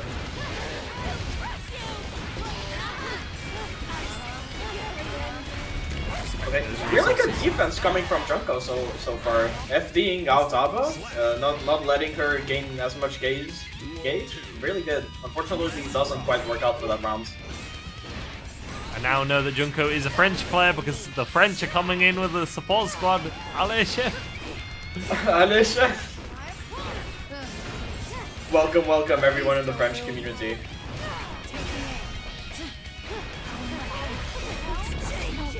Oh, gets the wild assault on block, which is really strong for ABBA because she gets to go into install for free after it. She does run out of gauge. Oh, that reversal's gonna hit. Ouch! That's a good chunk of damage. that's just death, I think. Oh no, drops the conversion, unfortunately. However, Ina's still really low, and the spiral arrow does finish off the round. Flash to the kill. It's a good situation for Junker. Getting things started. Gets the positive. Nice. Yes, very nice conversion from Junko as well. Ooh, IV's the thing. I actually could have throw punished there since they got the IV from the dash block, but obviously it's very hard to recognize that situation. Wants to find a way to spend that Jealous Rage. Loses the burst though in the process. Yes, that was a very smart burst bait because Ina's gonna burst as soon as they can. They're really low on health on Jealousy Rage. They want to take as much advantage of the gauge as they can, so they're gonna burst very early usually. Chef is cooking. I really like how they're like, obviously EMEA players are from everywhere, right, in EU and Middle East and Africa, but like there are like definitely smaller subsets that are like a lot bigger, like the French community and like the Spanish community as well, and UK as well. Yeah. And sometimes they just invade Twitch chats and start yelling out random shit. That's great. It's always good how you get the different like regional cheers and stuff. Yeah. The EMEA diversity, one of its strongest qualities. Of course. And we see Ina switching to the more comfortable matchup for them, probably going back to the Bridget. Yeah, like we said earlier, isn't it? You know, one matchup might be better on paper, but if you're more comfy with your original character, then the worst matchup is the better matchup. Names inverted. Because at the end of the day, the thing to remember is that the better player wins. So whoever plays the character better wins, which means that you need to be comfortable with your character before anything else, right? Oh yeah, for sure. Needs to be at that state where you don't have to. They say you don't look at your own character. You just know where your character is and what they do at those spaces. So you can instead be looking always at what the opponent's doing. Yeah, and we are seeing how comfortable Ina is with Bridget, just running this really scary pressure over and over and breaking the wall now. Let's see how they take advantage of the positive bonus now. This is the first player you played on stream in your first salty? Hey, that's good memory.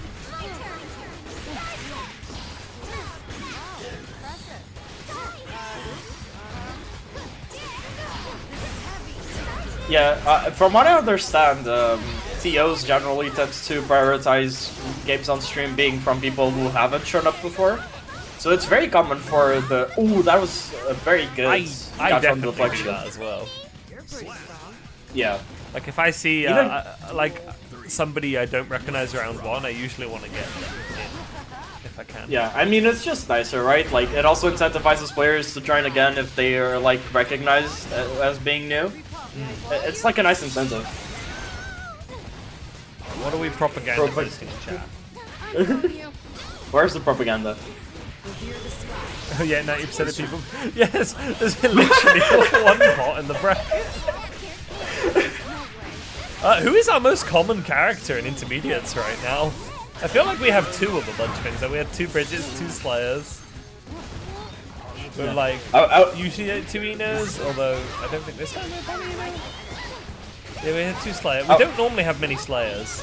We used to, but Slayer got a population drop off when they took his reversal away. Now it's only the dedicated that stuck with him. You know what? That's fair. Speaking of fair, Ina wins with fair and honest mix-ups coming from Bridget. Okay, yeah, Elfo is probably our most represented character at the moment. I see. Yeah, because there's Wheat and who else was it as well? Earlier? Dark also played. Oh yeah, Dark also It's normally played Ruby Elfo. and Wheat, so it's normally only two. Oh yeah, Ruby was the one I was thinking of as well. I was gonna say, at least our... Oh no, not loyalty, bro. They weren't loyal. I will say, at least EMEA diversity is a lot better than it was in season 3.75. When we were all in the Johnny and Slayer trenches. Oh, go to Tower and it's still slightly like that. Slayer, I mean, a little bit, Johnny but are still not nearly as worse as before. I've got Like, I feel like before it was legit like 50% of the people played Johnny and Slayer. We've been a little bit lacking on Johnny's in the bracket recently. I see. We've got to get Luna to start entering again. She hasn't been on here in a bit. I Not see. Rock the Baby twice in a row! Ina has been getting a lot of these Rock the Babies, which is really tricky to react with, of course, because the animation is very weird. But it does mean that Junko has to start watching out for them, maybe. Yeah, because otherwise Ina can't just send it.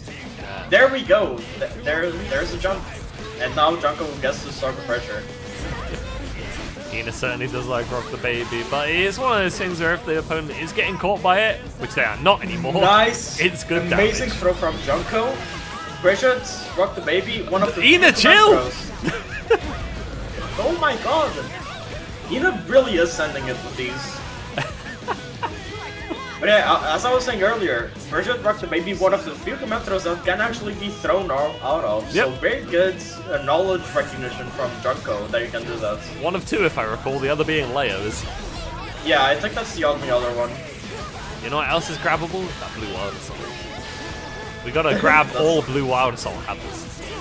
Yes. And white, if possible. Orange? Yeah, you can only do that off 2k2.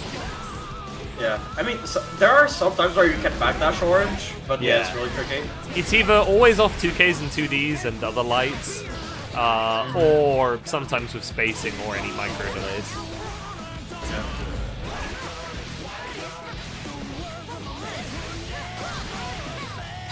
Those who true string. Oh yeah, I mean yeah. If you're a character like Jacko, sometimes you can true string a Blue Wild Assault. That's true. Who are the characters actually that true string it? It's Fall Stage C, Asuka, I think. Slayer framed it Well- gaslights me into thinking he can. I mean, I guess Foss technically can with items, if you want to count that. Yeah. Oh yeah, they count if they're out there. It is a thing you can do.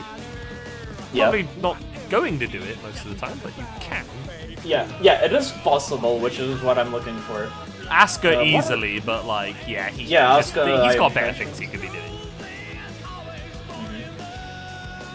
I mean, Blue Wild Assault is good on Asuka sometimes. Oh wait, what if you had a setup and then you used you didn't have gap staff, so you used like Wild Assault Guard Crush while they're like holding arpeggio, and then like Wild Assault into teleport. Oh my god. That's a pretty good idea. I'm sure Asuka players already know that, but that'd be kind of lit. Oh, You actually, don't have I gap guess, stuff? I guess you'll have to gap for Wild Assault. I guess Zato can also true string into Blue Wild Assault probably. It's just not useful at all. Except in that instance I've just mentioned. I think it's useful there. I believe in it. No, I want to hop on a lap that.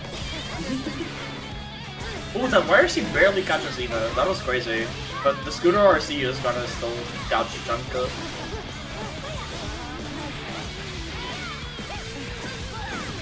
Bridget pick paying off dividends here. Junko in trouble here. Needs a break. A chance to get something established. Doesn't have any meter. Nothing to work with though, and Ina's got it all. And Ina still sending the Rock the Babies. And when you're getting mental stacked by all that mix, it can be hard to react Yes. to. You've got to be switched the hell on. Oh, it is definitely hard to react to if you're not ready for it. Without a doubt. The start of that comeback could be real though. Good chunk of damage. One grab or one strike I'm sure would finish it. Oh, nice block on the overhead.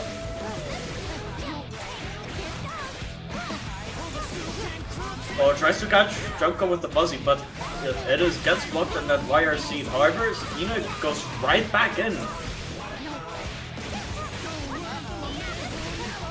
Lows. Paying off, getting a big catch. Not big damage, mind you, but it's Bridget. It's about the mix. Oh, I guess Bridget, if she gets like the yo-yo back hits, like she gold true string into the Wild Assault, I guess. I doubt it's like super useful though in practice.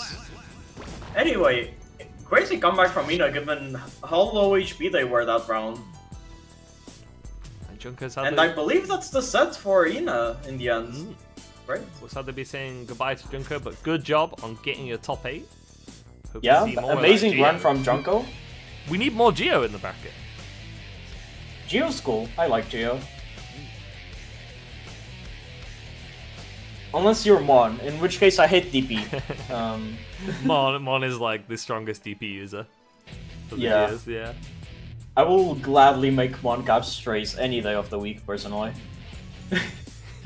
Did you see the... Hold on. Did I show you my close slash getting 6 speed by Geo? I don't think so. You have to DM it me. Let me DM you this picture. This picture is probably the single most fucked up thing that has ever happened to me in a Strive game. Look at that. One sec. Update the overlay. Oh, you're gonna show it on stream? Ooh, can I? I can probably put it in browser and do that. Oh, I mean, I wasn't like telling you to show it on stream. It's just you said you were updating the Sure. overlay. Here we go. There you go. Oh, you're showing it on stream? Yeah. It's like, Oh. yeah, it happens. Why? I just don't understand why the false glow slash hitbox is like that. You know? Like, why does it have a little bit that is 6P'able? It doesn't make any sense. But anyway, make sense. with all that said, right now we have Ina versus Wheat, and Wheat just BRC'd through the Bridget's 2P. Yeah. I have no idea how that happened. That 2P was there to stop that from happening, but clearly something didn't line up. Wheat is spending those resources. Alpha susceptible to the old DP though. Mm-hmm. Oh, very good 6P from Wheat, countering the roll attempt. Not the roll, the yo-yo set attempt. Elfeld's obviously having a particularly good 6P.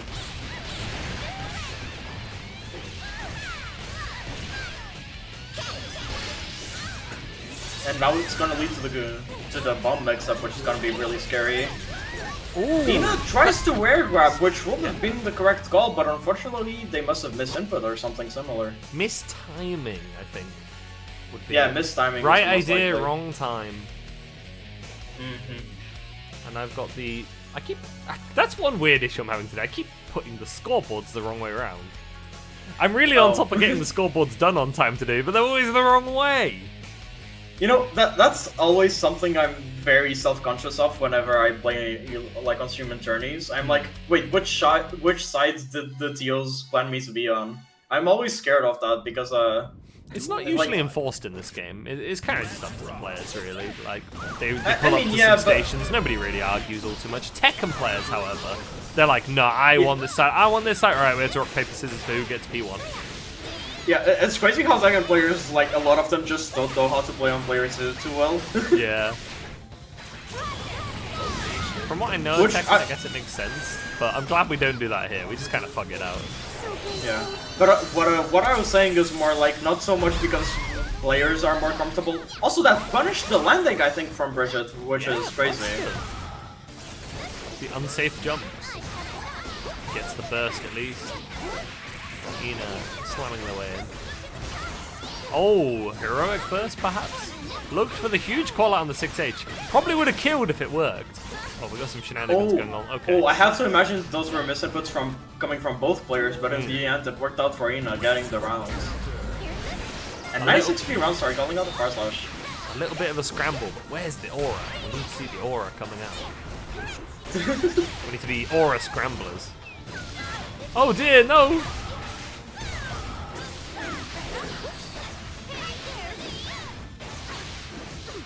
Oh, We got butt But- swaps. we got butt swaps. That's good. I was gonna say butt loops, but butt swaps is probably better, to be honest. Yeah, I was gonna call it a butt loop, but then it side swapped.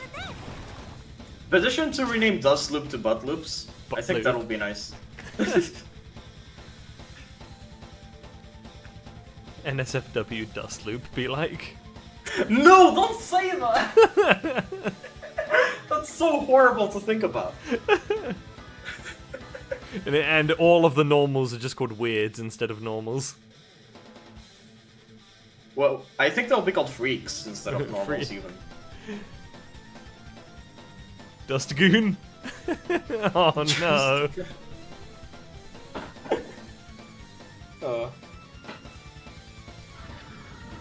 God, I need to drink water.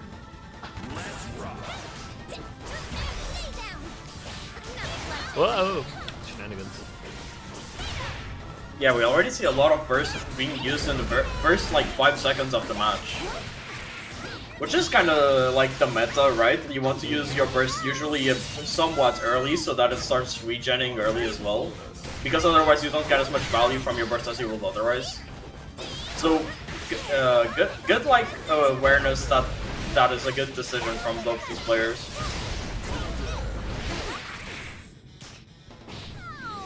And nice wall break coming from Ina, taking the round. Duel 2. Starship kind of uniquely good as well against any delayed chocolates too as well, because it stays active for so long and stays quite low for a DP. But like the alright kind of angle just keeps her in check. You're dusting off the roots just to spite Ina. That's the kind of stuff we want to see in bracket. People relearning their old main just to spite one player, or people have a counter pick for a single player. Hey, if anyone wants to know what matchups Voss can be a counter pick for, hit me up. I'll be happy to hand pointing right, hand pointing left emoji, or whatever it is. Rag will coach you. She will teach Yes. you the ways of the Faust. I play Nago. You're not who I'm looking for, Jay. I'm sorry. I reject you. I'm sorry, that felt mean.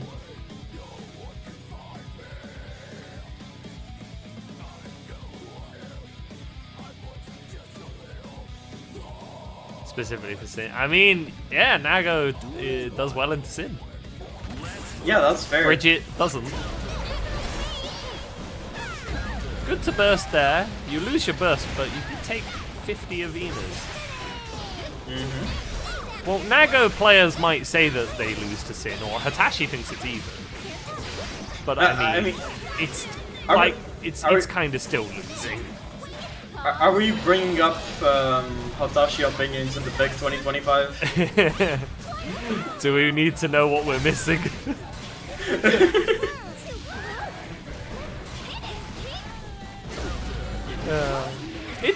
It's not the best matchup, but it's way better than it used to be. It used to be really bad. Yeah, Sin of having course, a little like, bit more health is real nice there. Really nice blocks from Mina, and then builds enough meter to use the YRC eventually, and then starts their own pressure. Oh, these RTBs from Ina are really catching a lot of people off guard. Unfortunately, the DP is gonna get baited.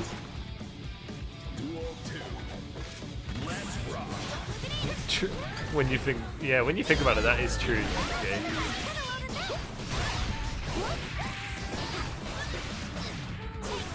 Permanent 40% HP. I mean, yeah. Wheat is gonna need to do something about these resources that are getting spent in their face.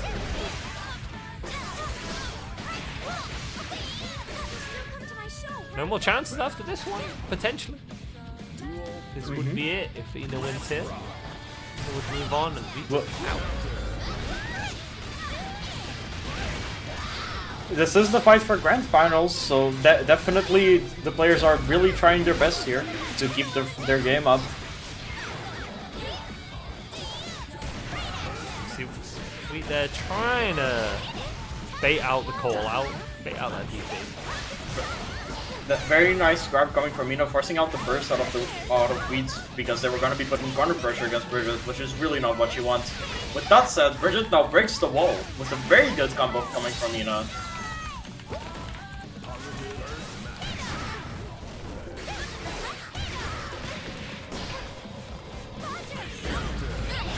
Wow, that 6P worked. It is pretty rare for most 6Ps to beat that, so very good timing from Wheat on that 6P. However, with that said, I'm not sure if the super hits. It does hit! Wheat staying alive. And that is gonna even out the scores, right? Yeah, 2-2. 2-2. Yeah, two bars of what? 2 bars of stamina sin compared to 1 bar is like such a huge difference. 1 bar, Yeah, he's just like, he's okay. 2 bar, oh, he is so good. Yeah, and 3 bars is obviously like Lolomao. Yeah, 3 bars is like, yeah, world's your oyster so long as you land a hit. If you got resources to spend, you can make it happen. You gotta use the other resources though. If you only use stamina, you're not playing the character right. Yeah, of course. Obviously, like, the big part of why Zen is so good is because he can just rotate around which resource he's using so well. Yeah. He works so well with Wild Assault and Tension. They just cover for stamina, which is now very strong. Yes. With a big cost. This is the final matchup. Yeah, still sending the RTBs. It's very risky every time. We gotta point out how Ina just sends these, and it's really working out in their favor because they're not scared of what might happen to them because they know that they have to take risks to win. We missing something. Maybe it was Chocolate Abare. It's dead Abare now. Set point again. 4 Ina.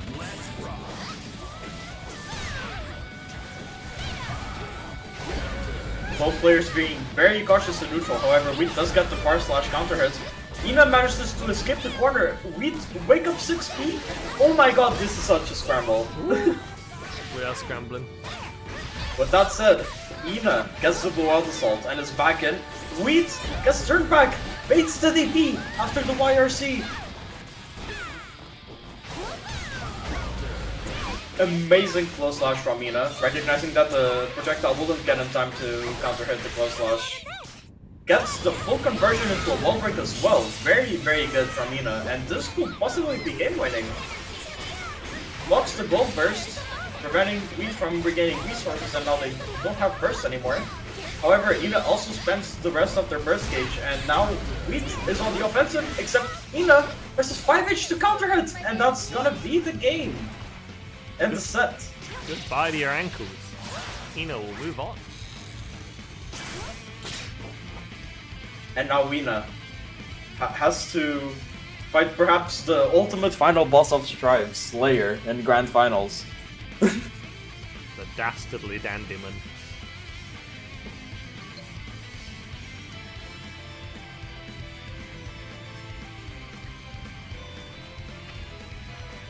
Oh, there we go. Now I can move on.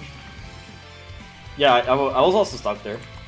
Oh, yeah, this is a match you need to watch, isn't it, Jay? This would be a good one. Oh, that's Firefox. Intermission. Oh, does Jay usually have problems versus Slayer, so they want to watch the match, or? No, I mean, Jay just plays Bridget as well. And like, Oh, I mean, that's fair, yeah. I'm sure he'd like to They just learn more about the Slayer matchup, though. I mean, everyone does. Me included. I want the counterplay injected into my mind, so I don't have to play it to learn it. I just like have it injected into me, and I just know, you know. I wish the world worked like that. Imagine, it's the whole like eat a pill with all your nutrients kind of thing. Like somebody give me a pill that just makes me godly against Slayer. I'd be so happy. Yes. Right, let's get that sorted. Prinsen, Ina gets a little badge that says L. They're not a loser, but they're a losers side, so you know. We've got to let that be known. Grand Finals, update the overlay, ship it, send it, spend those resources. And speaking of Grand Finals, it has started and Ina gets their DP baited and is immediately forced to burst against Slayer.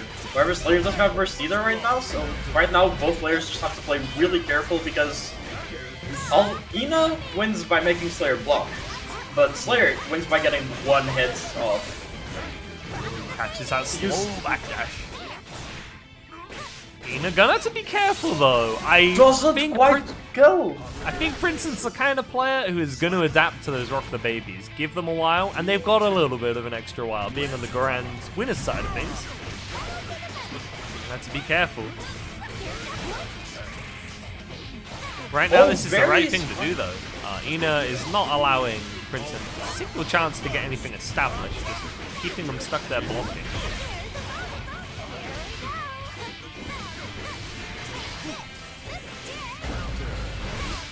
very nice close slash from Ina, and that's gonna be game 1 already. Very in control for the Bridget. Usually we joke about how Slayer ends rounds quickly, but it was actually Bridget ending off that game very quickly for Ina. Very well played. A speedrun by Bridget standards. Yes.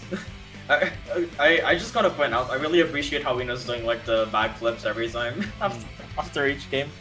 It's very charming. I like it when players emote in the lobby. My favorite one was whenever like Anna would go down a game, she'd step off the pedestal, like grab a ball, chuck it at the wall, and get back on. Wait, that's actually godlike. I'm gonna steal that, to be honest. It's good. Oh god! Speaking of stealing, yep, hand it all over. Yep. Everything. Rinse those pockets. Oh, that is a crazy mix-up, huh? We are going some nice places. jump Oh, from that Ina. picks up. And we're Fortunately, spending yeah. well optimized on that, using the Wild Assault to make sure that would be a killing combo. Where health? You play Bridget, Jay. You play Bridget. That was very good spacing from Ina. Spacing that B follow-up from Scooter in order for it to not be punishable by Slayer, then spacing Trap. Ooh, but... RC still charged this again. Interesting decision. With that said, that was the DP bait, so it still died. And this time, another quick game, but for Slayer. I have some questions about whether Slayer's Charge Dust route isn't very good or something. Because why would you RC it? I mean, I don't think it's very good, to be honest, yeah, because, like, Slayer doesn't have a lot of, like, horizontally reaching air buttons. He has JK, of course, which is really good, but for the purposes of combos, like, what does he use, right? Yeah, like, surely if he was in his Charge Dust route, you can probably just, like, mash JHJD, JHJD or some shit, right? Or JKJD? It's probably less damage, though. If it's JKJD. I mean, I wouldn't know. I'm personally not a Charge Dust expert. I usually lab a route for every character I play because sometimes you use them as punishes, and it's funny to have them for friendlies where you just like mess about and charge dust somebody as a punish. I cannot remember the last time I had to do false charge dust routes. I think the last time I learned the charge dust on someone was season 2, even in friendlies. I just don't tend to do it. Strelitzia, you should learn one. What if you're in a situation where you could get a charge dust punish and you had no like resources as Asuka? Yeah, it's like I do think it is important to learn a charge dust route because like ever since they made it so charge dust gives positive, it's actually an optimal punish in a lot of situations. Oh, the Starship FD incident. That's a classic. That's got me many times. Yeah. Also, I think Asuka's charge dust route is just like JSJH and some jumping. I think he just spams those two buttons, if I remember right. Yeah. I'm pretty sure I labbed that day one.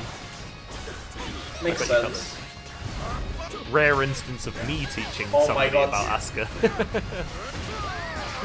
Slayer 5k being the button of all time there, but Ina manages to escape.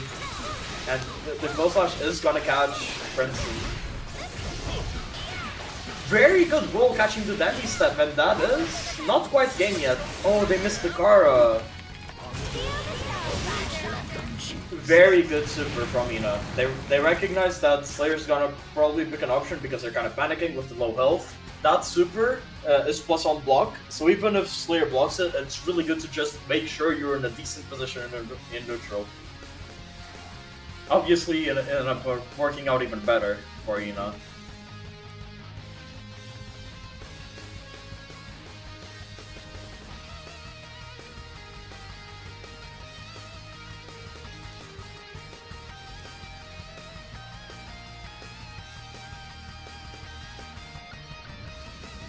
I really like the Message Horizon sense.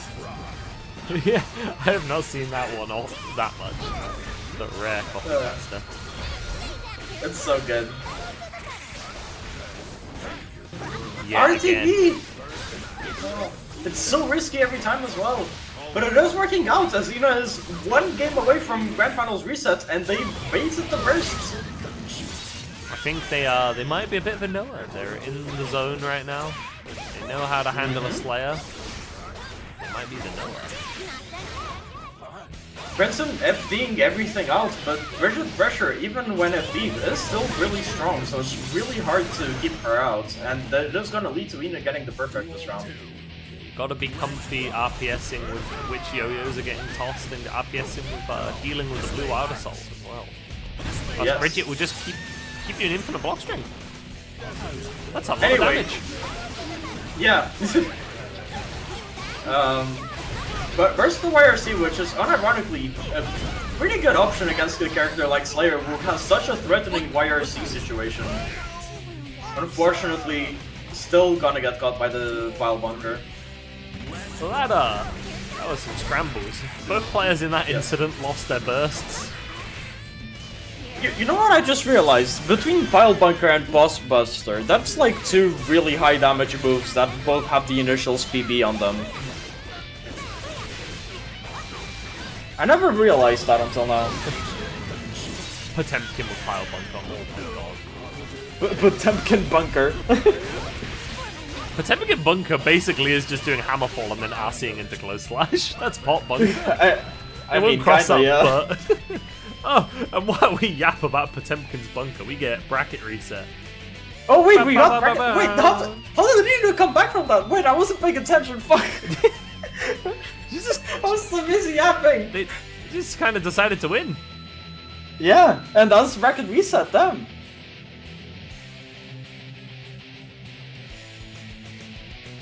Normal Naga with the Bridget mask on? How does that even look like?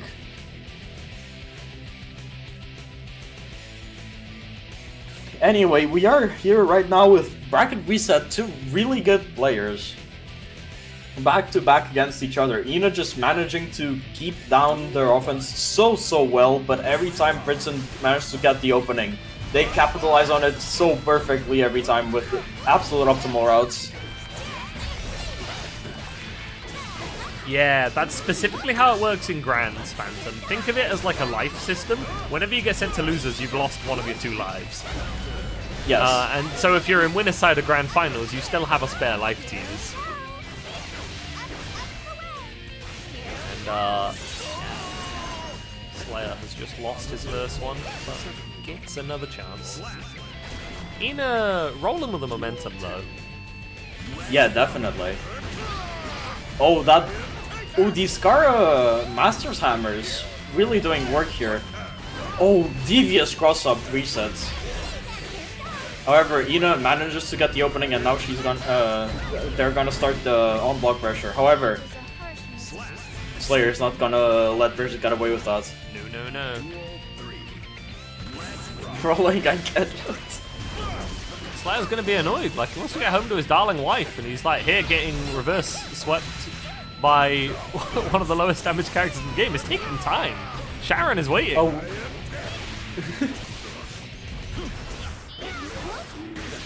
We see Ina doing a really good job just zoning out Slayer with Bridget's obviously massive buttons.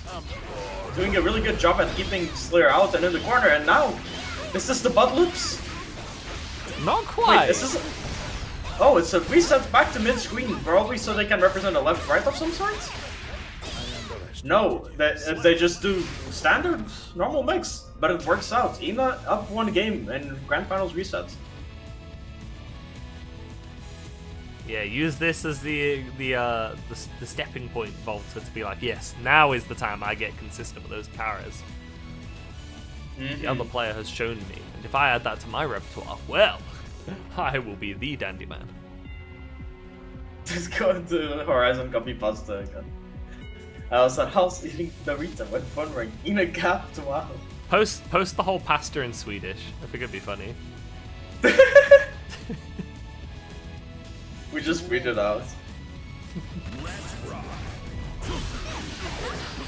These big Bridget normals and big Bridget burst baits apparently doing a great job of just controlling the neutral until wow, we are like sliding all over the place. Yeah. I was expecting that to be a disaster. Princeton like breaking out, but then getting counter hit. Now sent through the other wall. You take this wall from me, I'll give you a different wall. That's a different way to wall the wall. Oh, catching with the scooter, that's really good for catching the startup of Mappa. Ina effectively just doing their own Mappa, but just much worse. But it worked out, obviously. Ooh, that's close / counter hit though. Ooh, and then the big reset, and that's gonna be death. That was a 12-second round. No, sorry, an 11-second round because the counter is 99. Amazing. You'll love to see it. Nice jump from Ina. Jumping out of Master's Hammer can be just as good as grabbing it, so depending on the character. It's Because good, some but if you characters- press on it... Yeah. Jumping is just the overall less risky option. Scootering into Slayer, that's like driving a Mini Cooper into a semi-truck. And hoping to come out on top. Luckily you have Roman Cancel, and Roman Cancel is like plot armor, so... Yeah. It's okay though. Ina did the signature backflip, so now they'll surely gap. Yeah, there wouldn't be too many close slashes that can do that. Milia has what though? Does Milia have the tallest when it's fully extended? I think Johnny close slash works. I actually think Nago might have the tallest, maybe. I feel like Nago, Johnny, and Milia can do that. Axel, maybe? Though his travel time and like moving hitboxes into close slash. Grab. I was gonna say, like, with Master's Hammer, Foss 2K actually is amazing against it as well, because it works as a passive match against the other options as well. It's really good. Ina seems to really like opting for this route.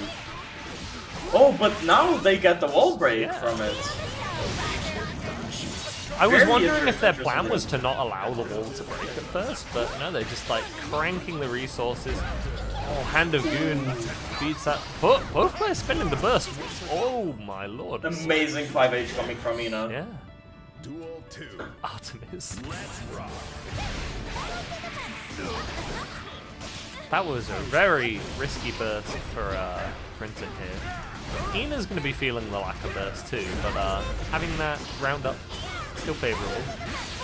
Very nice DP coming from Ina. DPing after Slayer's 2D is a really strong option just in general, so good recognition. I think we're seeing an example of somebody practicing some counterplay live here. Hand of Doom has been getting quite a bit of reps successfully now. Yes. Slayer has no reversal here though. The pile bunker. Yeah, Gara Dandy step can cross up from so far away, it is so disgusting. It's so hard to tell when you're going to be same-sided or crossed up by Slayer. Yes. I don't think the tell is particularly obvious, because I mean, I've watched like literal top-level Aqua Tour players just getting clipped by this thing. It's like it's No, just like it ambiguous. is like extremely hard. I mean, some of it is also just unreactable straight up. Does Tony felt competitive? Yeah, Intermediates is very competitive. There are some very strong players here. The name might make you think, oh, Intermediate is just like people who are like, you know, decently experienced. It's like, nah, a lot of people here could top 48 in the major. I mean, like a big definitely. major with like 200 entrants. They usually have very good offense traditionally in Intermediates, but their main weakness will be matchup knowledge. Yes, of course. That does tend to be the weakness of quite a little bit below like high to top level players. Is usually like defense and more matchup specific interactions. Yeah. With that said, Ina takes the third game, so it's 2-1 now. 2-1. Mm-hmm. Ina only needs one more to win the whole thing. Yes, and they go for the backflip, waiting for the crowd's encouragement.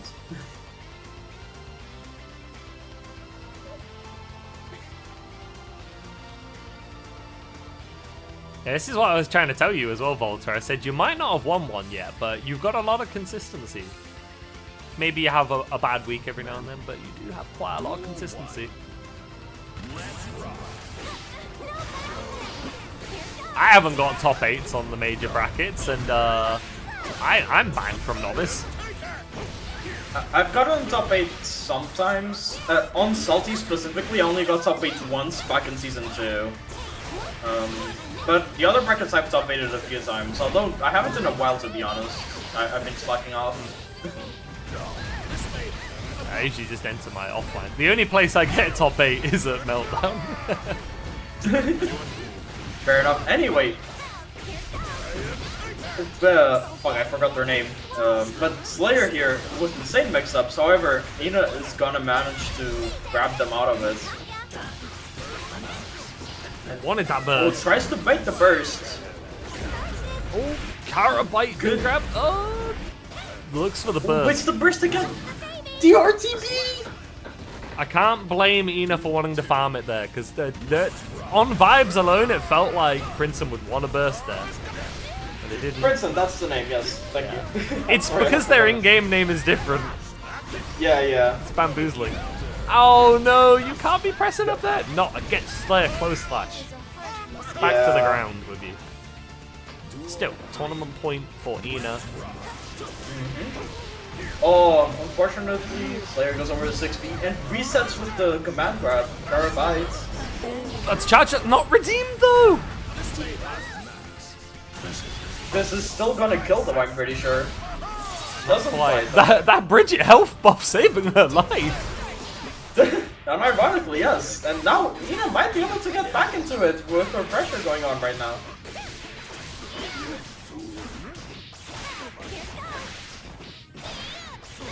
No hard knockdown though. No hard knockdown, but they do have a 100-meter and positive. However, Slayer close slash is Sla- gonna take the round. Bridget was about to do the finger gun pose. Slayer she just grabbed her arm and broke her wrist. Like, don't you fucking dare. You put that little bear away. And that is gonna be 2-2 on the Grand Yeah. Finals reset. So this is the very last game of the tournament right now. A very tight match between two amazing players here in Intermediates. This is gonna be really stressful to watch. Yeah, for recall, Slayer Super only does 100 damage, so on its own, it's not a super high damage super. Though if you do score the clean hit, you get 200 damage, so like, I mean, Yeah. it's a clean hit super.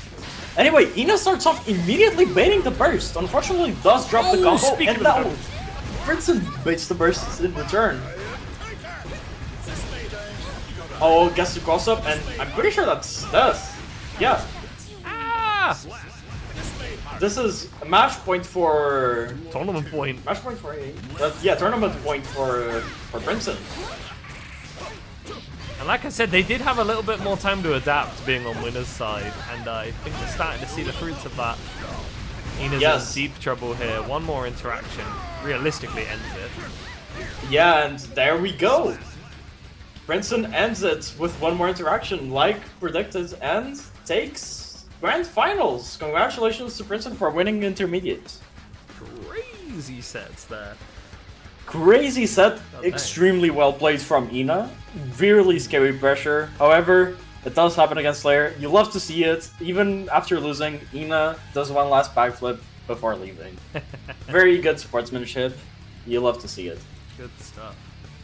Good stuff. Alright. GG's and let me actually there we go, yeah, update the scoreboard. Oh, I did already update it. Let's go. Okay. Alright. As we close to the end of it, I'm gonna do my usual thing. Since it's the one before Meltdown, we have to do this shout out specifically. This is where you can watch Meltdown tomorrow. Follow Fight Lab. The stream will be on at about 1:30 p.m. UK time. So for most people in Europe, that'll be like 2:30, but not everyone. And, I yeah, so follow actually that and wasn't following yet, so thank you for the shoutouts. there you go. Now you know. Send me Now those I know. roots. Gotcha. All right, and anything you want to shout out at all, Rag? Shoutouts to Faust. Play Faust, someone. There you go. Play Faust. Play Faust. That is my shoutout. You can follow Rag Otherwise- on Blue Sky if you want as well. We have Yeah, that link I- to the thing. Yeah, I mean, I don't post there a lot, but I do exist in there, I suppose. Yeah. But otherwise, thank you a lot for having me. I had a lot of fun commentating here. I'm glad you did. It was nice having you on. Yeah. Feel free to hop on anytime. Now we need to find somebody to raid. We could raid Striving for Glory. No, I'm not striving for glory technically. Deck's birthday bracket. Yeah, we could rate that. Let me think we see what should. other Easy's streamers better. are on, actually. And they are in losers semi, so actually they are not that close to finishing, all things considered. Let's head over there. Alright, that's good. I was gonna check if there's any other EMEA streamer just in case, but if they're not close to finishing, that's good timing. Yeah, there usually aren't many left at this hour. We normally end up raiding either like Hitachi, TSK Brian, or like Lord Knight or something. Yeah, it makes sense, fair enough. Alright, let's head over to EMEA. Peace, peace, peace, everyone. Hope to see you in the Meltdown broadcast. If not, see you next Friday, or on one of my streams where I play the game on Tuesday. One of them, I don't know. Peace, peace, peace. See you, everyone! Is it